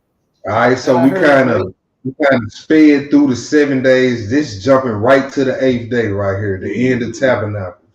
Yes, sir. All right, this the end of Tabernacles, this 8th day right here. Go ahead. Verse 3.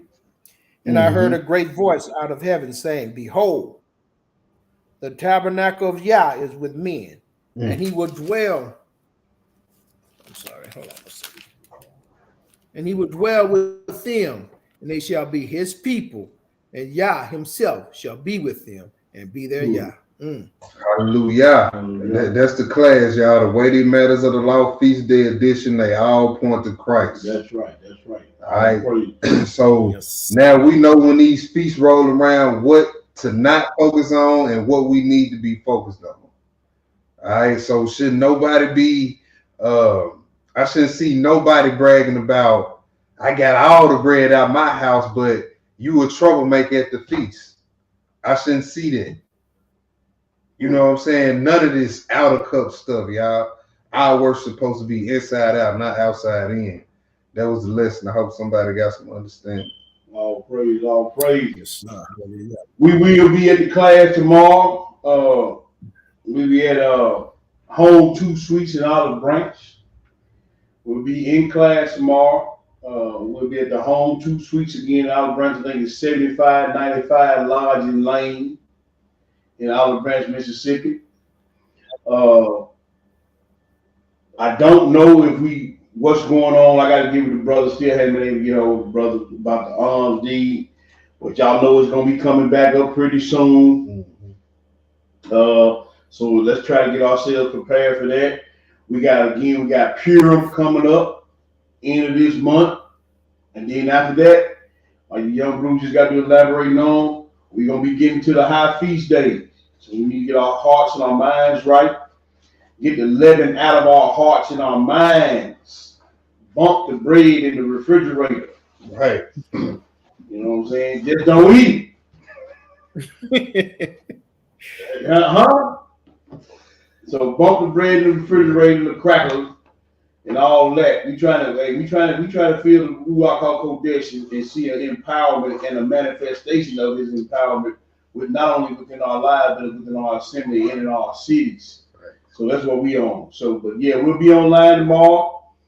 I think my beloved brother Amnon is going to be dispensating the word tomorrow, and we'll be in class tomorrow. I think they're planning a small after Shabbat snack feast, so to speak. So in the area, if you want to come out and fellowship with us, we'll be at the Home 2 Suites in Olive Branch. I think it's 7595 Lodge and Lane once again. We want to thank everybody for tuning in. We want to thank everybody for their prayers, their thoughts, their participation, their donations. We recognize all of our brothers and sisters in the chat and those who watch and share these videos. We pray that the Most High bless the work of your hands and bless your families, enlighten you and empower you to continue to do what you're doing for the kingdom. Every little bit counts. Just like the body of Christ, even the fingernail means something. So every little bit you do counts. And so we thank y'all for that, doing what y'all got to do. And with that, I'll turn it back over to the brothers. They got anything else before we close out? Man, I ain't got nothing. Shoot, man, y'all rest well. You know, don't do nothing you ain't supposed to be doing.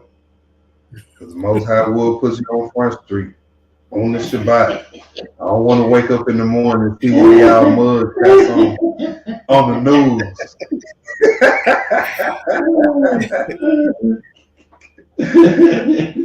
All right, family. We appreciate y'all donations. You know what I'm saying? Like, share, Shout subscribe. out to Sister Shotty. Just seen her. Yes, sir. Appreciate that. You know, don't cut the live off and sneak out to the club tonight.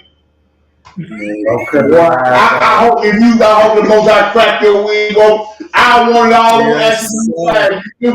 I hope you do that. I want it to get you. Put all 4 tires on the flat so you can't go nowhere. Look, and you gonna sit there till the Shabbat over with. Yeah, sit there in the hospital, at the precinct, everywhere. I hope call me and have me the bed y'all you want. Y'all, please go straight to bed after y'all cut it off. Yes. Don't be trying to slide out because you forgot your snacks before sundown. When you cut this out, don't go slide to that grocery store. Hey, that's true. I said you got E-way, just waiting on that green light. Man, look. Go on out there if you want it. Go on out there if you want it. All right, y'all. We go. Y'all have a blessed Shabbat. We go. Shalom. Shalom, family.